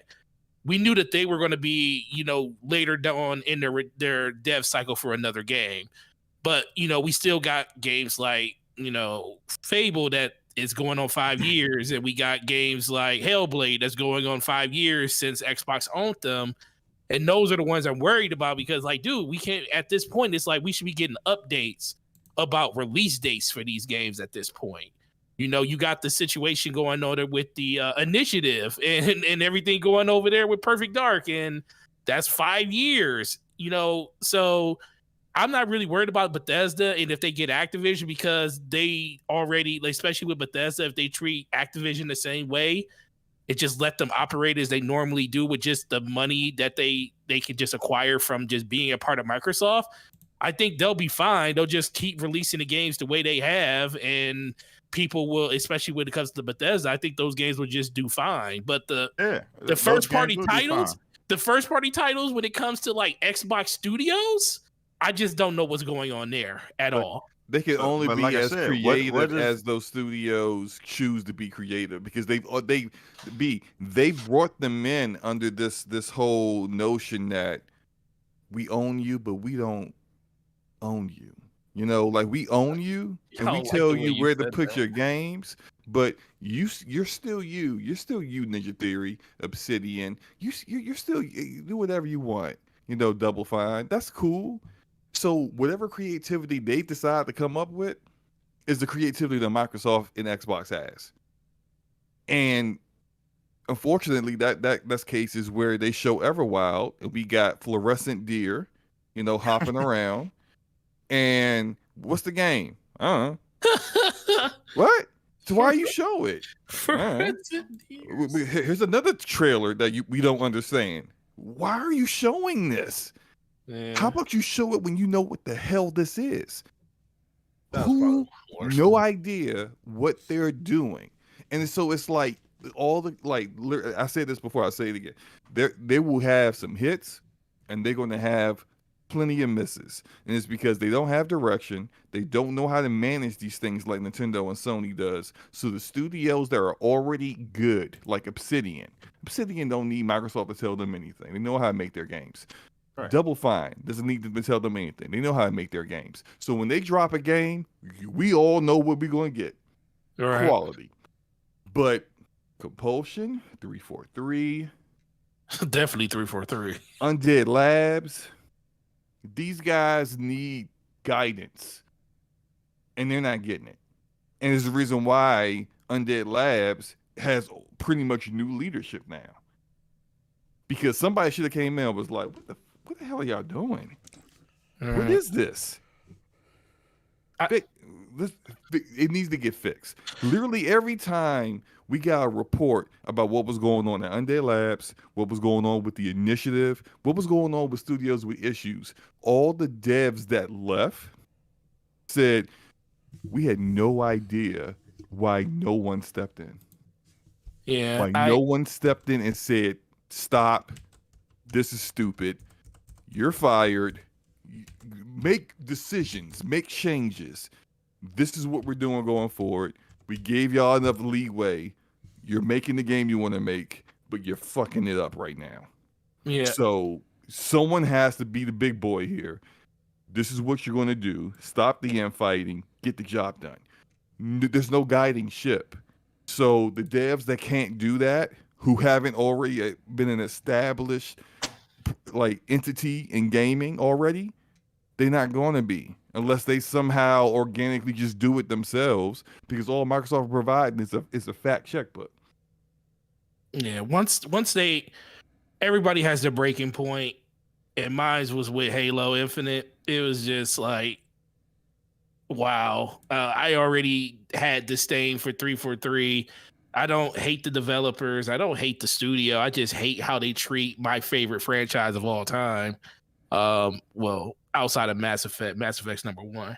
But I just didn't like how they treated it. And for me, it was like, how can you treat your billion dollar franchise? And if you're willing to, and that's the thing, if you're willing to treat that franchise that way, how are you going to do it all these other, franchises that you have? It's like your brightest kid, you basically gave leftovers to and said, eat these for the next 10 years. And we're not going to give you anything else. And everybody else is being treated all nice and fair, but you're giving them a hall pass to everything that they do. Say, oh, we don't even need to check on you. We know that you're going to be okay. And I'm like, it's bewildering to me. And that's where I kind of just said, I don't know what Microsoft is doing when it comes to this. And that's kind of when I put myself in a situation where I said, I just don't care.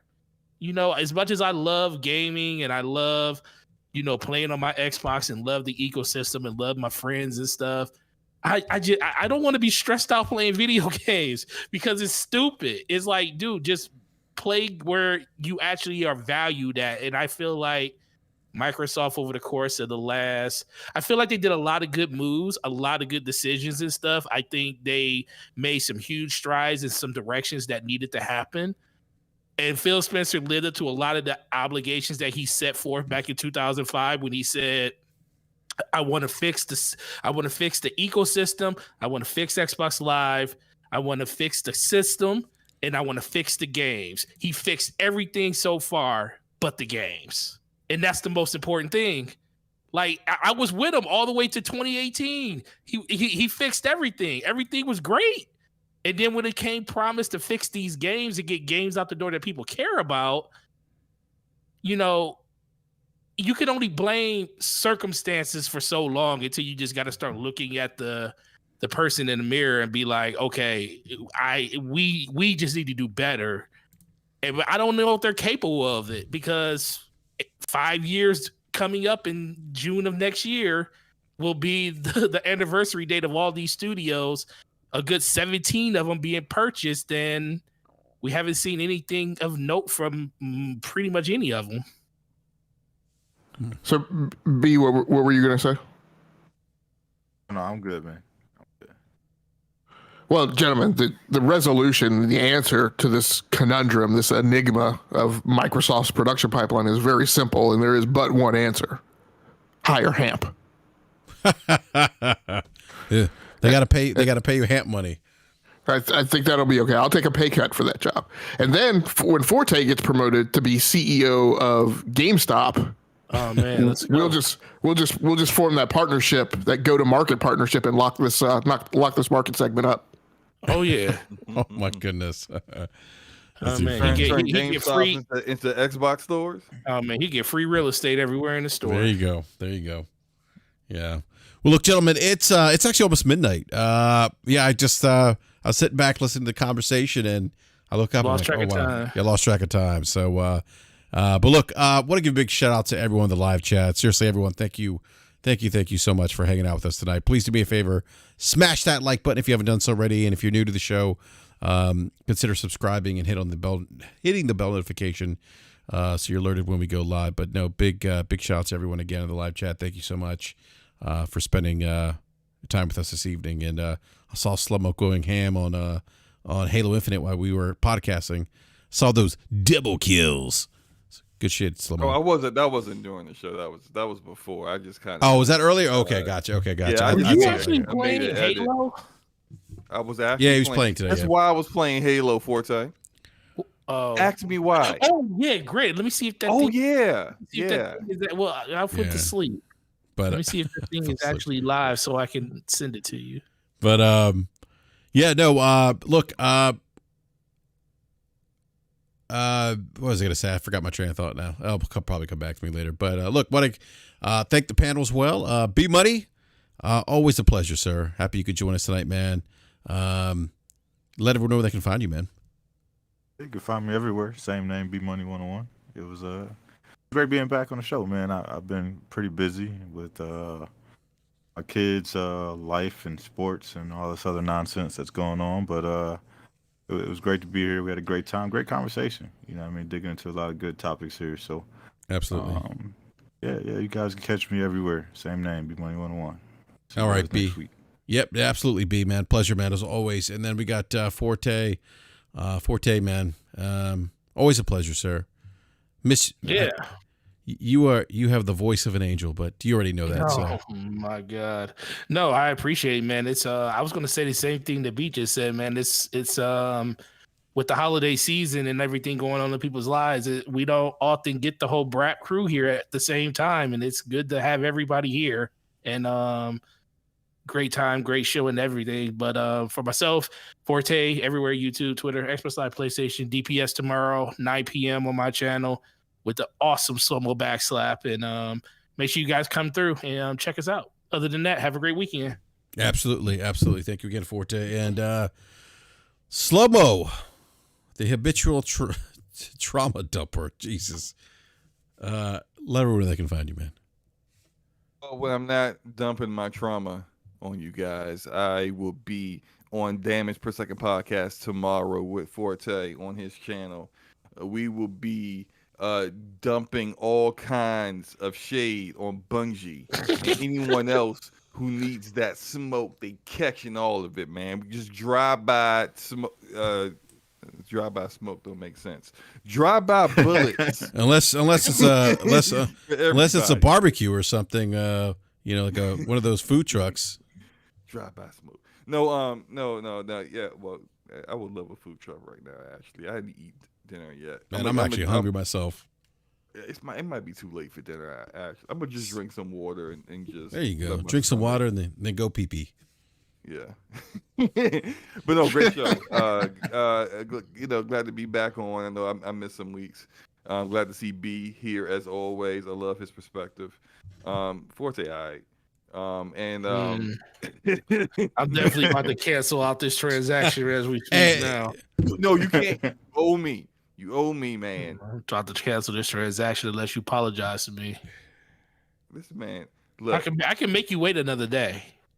or no, you can't. Give me my game. 2020. Wait, hold on, wait. This bet was for the year of 2021 or 2022, and this year happens to not be up yet. Oh, so in the next 2 weeks, you're going to beat a total of 20 games to win the bet? I have 2 weeks to do it, so that means I could delay this purchase for 2 more weeks unless you apologize to me. Wow. Well, I mean, he's not lying about B Money, man. I mean, so I don't think you should apologize, Forte. Well, he need to apologize to me. If you had that reverse, you think I shouldn't apologize to him, and I agree. Yeah.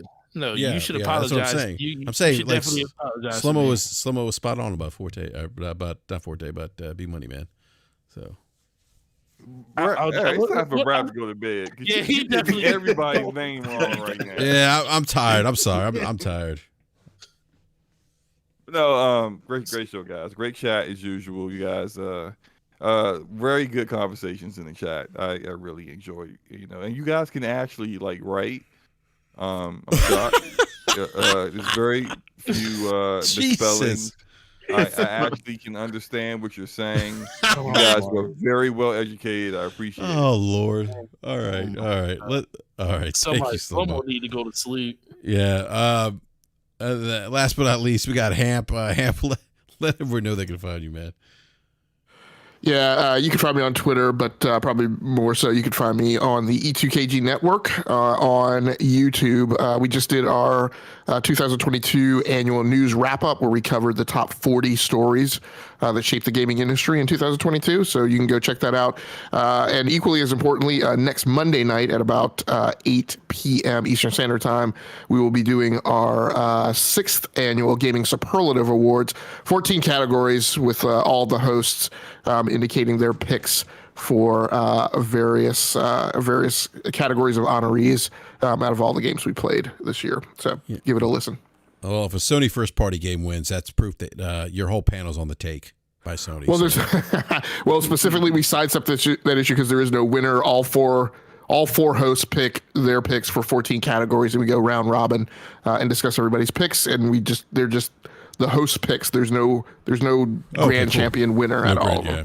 Okay. Cool. All right.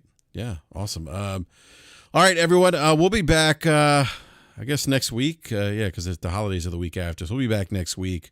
And look, everyone. Have a great weekend. Check out DPS and E2KG. I can never say that, by the way, Hamp. E2KG. Yeah, it's the E2KG network, but the podcast is enough to keep keep going. Yeah. Yeah, 2 is the number 2, so you can look for it that way too. Yep, exactly. So, but I can never pronounce that fast. I was like, for some reason, yeah. So, anyways, we're out, and we'll catch you next week. Good night. Good night.